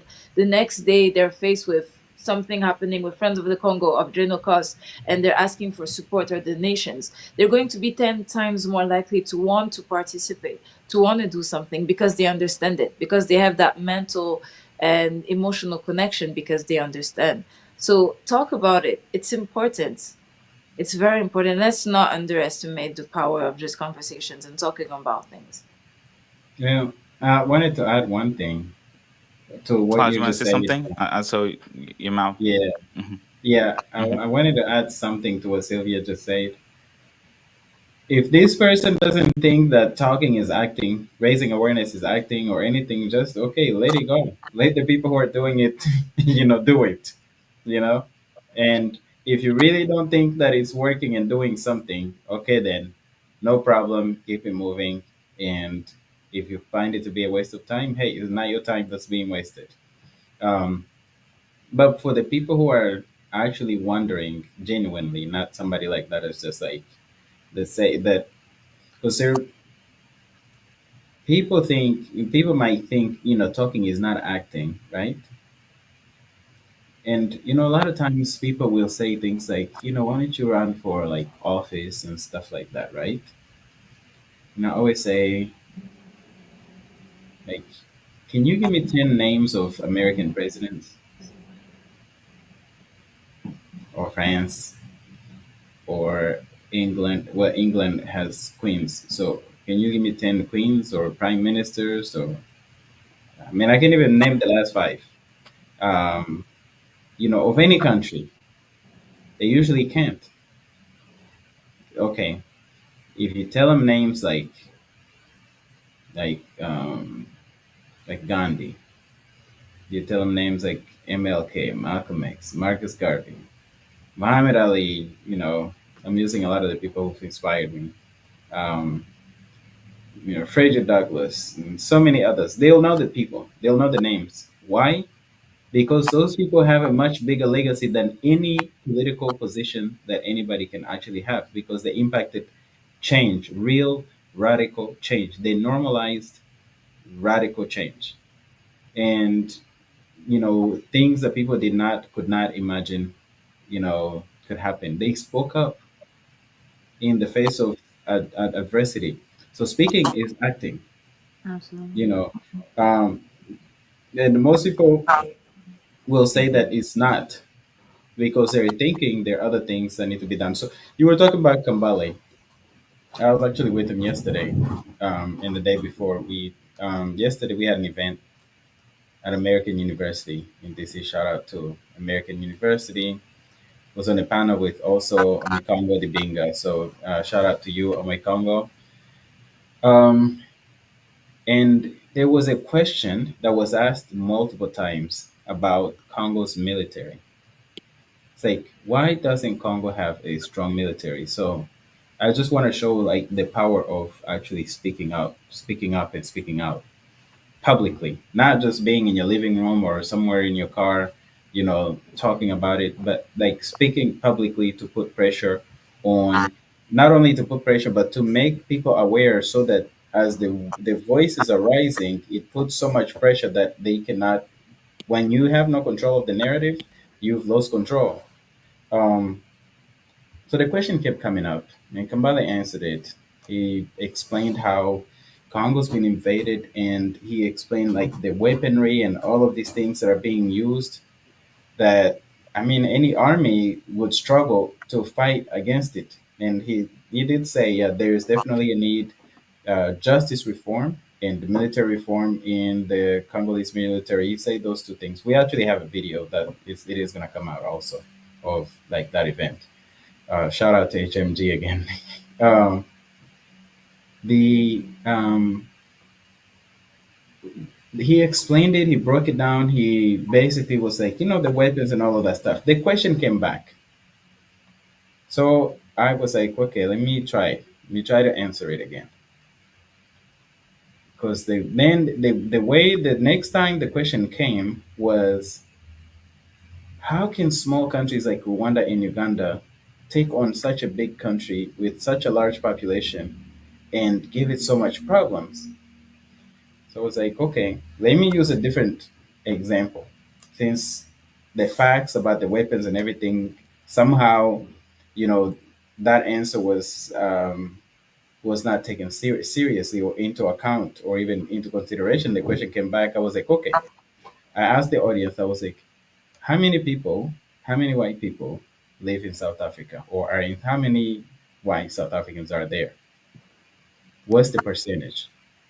And they were like, yeah, 5%, 10%. I was like, okay, so it's less than 10%. That less than 10% population dominated and controlled a country as large as South Africa, 50 million people. Not only South Africa, but they also Namibia. And I think if you put those two together, they're larger than the Congo. But they had Namibia, they invaded and bombed places like Zambia and Angola and Mozambique, but they're less than 10%. If you add up the populations of those parts, they're probably less than 1% of all those populations, but they dominated. Why did they do that? And they're like, "Well, they had the weapons." Okay. So the next thing was the question came back. Then I was like, okay, here we go. Oh, thank you, Anne. 7.3%. There we go. So less than 10% still. and yet they had all that control during apartheid. By the way, they were backed by the U.S. I spoke about that, and the UK and a bunch of other, the whole Western world backed apartheid in South Africa. Nelson Mandela was America's list of terrorists until the late 2000s. So then the question came back, and then I said, okay, so you think the Congolese military, because Kambale kept saying the issue is that Congo's territorial integrity has been invaded. And normally they are like those things are dealt with. And I said, yeah, I mean, like if Rwanda's isolated and they can't sell the minerals that they're stealing out of the Congo, what are they going to do with those minerals? They're going to have to stop them, and it will be a losing proposition. But the world is not acting that way. So anyway, I said, okay, let me go to the next thing then. Let me try answering this again in a different way. I said, okay, in 2020, Paul Kagame and his government lured a man out of Texas. They took him to Dubai. They kidnapped him from Dubai, took him to Rwanda. They put him on trial put him on under a sham trial, sentenced him to 25 years in prison. They tortured him, refused his medicine. I mean, did all kinds of things. And the man's name is Paul Rusesabagina. He's the real life hero of the film Hotel Rwanda, the Hollywood film Hotel Rwanda. There was like all this pressure to release him, and Paul Kagame was adamant. He was like, I will never let this guy go. Similar to when Chisekedi said, La Muerte Escamoose, and also, the smallest skirmish, or when he said that he'll meet Kagame only in heaven. It's a similar thing. Paul Kagame was so adamant. He was like, Yep. look, I will never let that man go unless there's an invasion of the country. Okay, I was like, well, there was an invasion, but it wasn't an armed invasion. The US said, okay, you took our resident, you kidnapped him, and you have him there. You either release him or we're going to withhold $90 million of aid that we're going to send you. And I asked the audience, I was like, guess where that man is right now? Pablo says, he's chilling in Texas, right? Texas in the US, right? So yeah, he's Yep. not in. So the same thing that Chisekedi said, hey, I'll meet him when I'm dead, or when I where I meet him in heaven, or the smallest skirmish. Kagame said they did the same thing. Was like, I will never let Paul Rusesabagina go until we are invaded. There was not a shot fired. The man is free. He's back. So there are so many tools that can be used besides an army. Like I said, economic things, isolation of a landlocked country. And that's one of my biggest criticism of Congolese governments. I mean, I don't even know if it's worth criticizing them, honestly, because Kabila was part and parcel of Paul Kagame and Yoweri Museveni. Now you have Chisekedi, who was so tight with Paul Kagame that he was saying that Congolese victims are collateral damage. He called him his brother. Yeah, and all of that. And this man was Yeah. busy killing Congolese people. Now, after the turn, I'm like, I keep thinking. First of all, they're not even calling out the Ugandan occupation. That's a real serious problem. And it wasn't really. They didn't start calling out the Rwandan invasion until it was really popular. The Congolese people had already been so noisy and putting it out there, and it was like hard to ignore. And it was election year, so he jumps on it. But and right now, they're not saying anything about Uganda, which is, I think, is very dangerous. If you get rid of Rwanda, I mean, Rwanda and Uganda, they go as a package anyway. So you really have to deal with both and sweep and get rid of the whole issue. Right. But what I keep saying is Congo should have, when they had control of the borders, they should have closed both Rwanda and Uganda's borders with Congo. What that would do would escalate the issue because you have these multinationals that have their trucks going from mines to Rwanda to fly them out of Rwanda. They will start losing their profits. The international community will be forced into actually facing what is happening in the Congo. And they didn't. They did not do it. They didn't. They never crossed the borders. Like, why do you keep the borders open when they're stealing and taking stuff through the border? And when I say closing the border, I'm not saying go in the forest, like in the places where you can walk from Gisenyi to, to Congo, or in other parts of Rwanda where you can just like easily, the borders are porous. I'm talking about the border post, the roads that go into these countries because that's where commerce is happening. That was one of the biggest tools. They didn't use it. Then they probably won't use it if they get the or when they get the back control of the borders. But there are tools to use besides the military. It's important to have a strong military. And it's even more important for the work that is happening. Sylvia, back to your point, like speaking up and making sure that the narrative is spreading the truth that's leading to justice. Justice leads to peace. All of these peace negotiations are war tactics. All of these things, they have a deal in Angola, in Rwanda. They have one in Nairobi. Now they're making one in Doha. I mean, it's like one after another, which is why I almost started to speak up as you were speaking, Gaetan. You were like, the M23 backed by Rwanda. Huh? What? No, it's an invasion. Rwanda backed by the M23. Maybe it's a little bit more accurate. But honestly, the whole issue is about, Facts. yeah, it's about um, Rwanda and Uganda, with the backing of international players, are playing the local mercenaries for those multinationals. They invaded the Congo. Like today, we will say, I wouldn't, but people will say the M23 backed by Rwanda. Tomorrow, it's going to be the AFC backed by Rwanda and Uganda. And then once the AFC starts to become trash, like the M23 right now, it's going to be the XYZ Kenya. backed by Rwanda and Uganda. Then it's going to be the It's gonna be CDH. Kenya.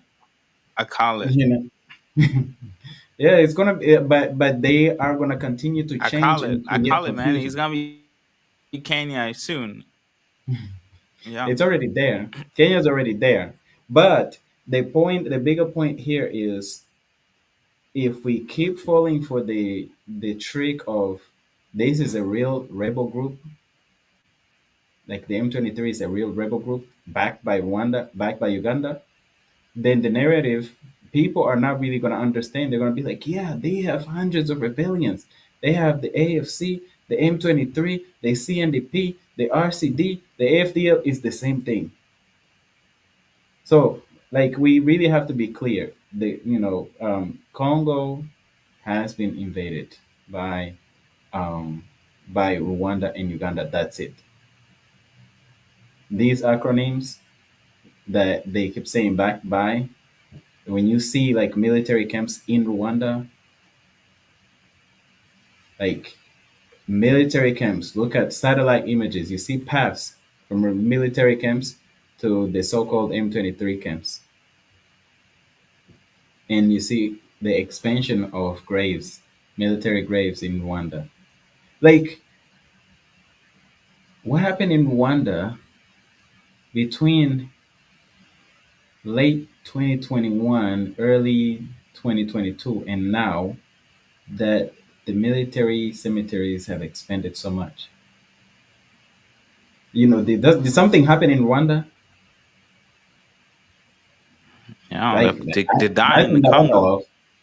Yeah, there's nothing that we know of, right? That would have taken out so many soldiers that it's like the whole, the cemetery is expanded. It's not expanded by 20 or 30 or whatever the natural death rate is. So it's really important. to call it a spade, call a spade, call a dog by its name.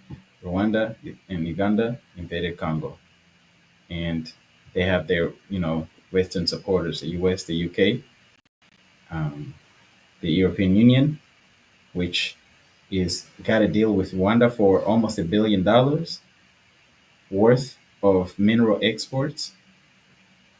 I mean, that's okay. Here we, if I mean, I don't know what you guys own, but let me just, I'm gonna pretend that neither one of you owns like, um, who is a car dealer or owns like, say, a Porsche dealership, right?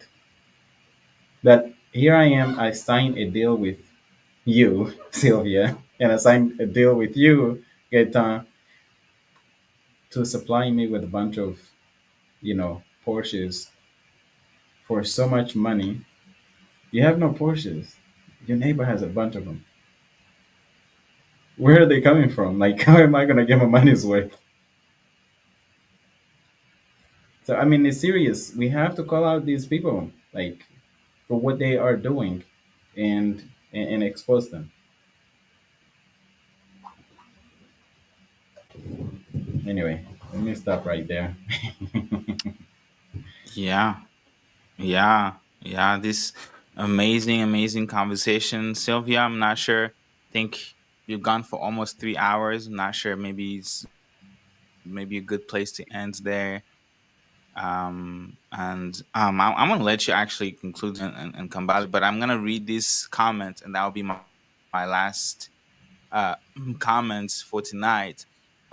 This is on, I believe it's Friends of the Congo page. It says someone's name just Mosaying along. I'm not sure how to pronounce that. He said getting people to understand the roots of these global colonial projects often requires a temporarily uncomfortable conversation with a family member or a friend. So, Sylvia, or maybe Claudia. Can you say that Understand? again? The what? Do you mind? Because I was looking if I could find the physical one, but I cannot. Can you say Yeah. the question again? Yeah, it's on Instagram. So it's getting people to understand the roots of these global colonial projects often requires a temporarily uncomfortable conversation with a family member or a friend. Claude, and then go back to you, Sylvia, as Okay. to I help would us like add, wrap up tonight. Okay. yeah, I'm just gonna add that it's not just a conversation with a friend and family, an uncomfortable conversation with a friend and family. It's also an uncomfortable conversation with the public, the general public. Like, people have to get really uncomfortable with what they believe, uh, when they're being challenged with facts. And, like the saying goes, if the truth shall kill them, anybody knows how that ends? We can guess. If the truth shall kill them, let them die. Hmm. It's really that simple. You have to, like, these uncomfortable conversations have to be had. And, it reminds me of Frederick Douglass's Fourth of July speech. Y'all should look it up and read that. Hmm. It's like, what to a slave is the Fourth of July. Like, so people really, really need to be made uncomfortable to understand, like, how serious this is. And if their comfort is so much more important than people's lives, let them choose that. Let them side with the perpetrators. But it's always, there's always going to be enough people, as long as there's enough awareness, that actually end up tipping the scales. Absolutely. Beautifully said. Thank you so much. That's so true. That's so true. And just to pinpoint on what you said, you can't compare you wanting to feel comfortable to everything that other people are enduring. Because when it comes to the story of what's going on in Congo, it's crazy. It's crazy. The soldiers always get more creative. It's never just shooting someone or killing someone. People go through hell, absolute hell. And if you can be aware of that, read about it, listen to it, and still feel like, well, I would rather choose my comfort than have a simple conversation. it means that there's a certain lack of empathy or understanding of the situation. Obviously, it's completely okay to feel uncomfortable and to feel not at ease with it, because a lot of the times I believe in meaningful conversation. Sometimes it's really not worth it to debate with people that decide to close their ears. So I feel like some conversations are unnecessary. For example, random people attacking you for giving facts. Don't waste your time trying to answer people that I'm giving you information, I'm giving you facts, and you're giving me laughter and pettiness. That's not necessary at all, and that's a waste of time. But there are places and events where it is important to discuss, and it's bad to expect that every time you have a discussion, even things as important and so obvious as what we're talking about, justice in the Congo, there's always going to be backlash. There's always going to be a feeling of hitting a wall, but sometimes you got to push through it, because unfortunately, some people are honestly victims of a single story, and you have a power in changing that single story. I have I decide to have this part of me kind of try to understand where other people come from. Because if from the moment you were born, you grew up to a specific narrative of your government and how good it is and how wonderful it is, and you're brainwashed into that, or about another government, obviously it's going to be more difficult for you to get out of it and understand the realities of it. And with such individuals, the conversations are going to be uncomfortable. That's one. The conversations can also be uncomfortable with people that have given up on the country. And unfortunately, there's a lot of them. There's a lot of them that don't believe in any change, that don't have any hope. And so trying to inspire them and get them to care is difficult. And I feel like those might be the most uncomfortable, because it's like, this is our land, this is our country, this is our history, this is our future that you're giving up on. And that's hurtful. Like, trying to convince someone else to care makes more sense than trying to convince one of your own, but it's still something that you have to do out of respect for the people that have died in the most horrific ways, that didn't ask for anything, the people that are going through horrible trauma. It's up to you, because we are all accountable, we all have a part to play. Because there are people that literally came together and made organizations, made it easy for others to contribute, to be a part of it.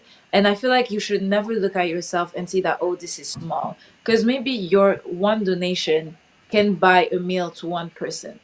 And that person, even if it's a singular person, that singular person is still worth it. Even if it's just one meal, it is still worth it. And look at yourself and be like, oh, because I failed to do this, then this happened. It's a lot better, because sometimes, even as individuals that care so much about it, it's easy to fall into depression and sadness looking at something and feel like there's nothing you can do about it. But there are ways to act. There's a lot of ways to act.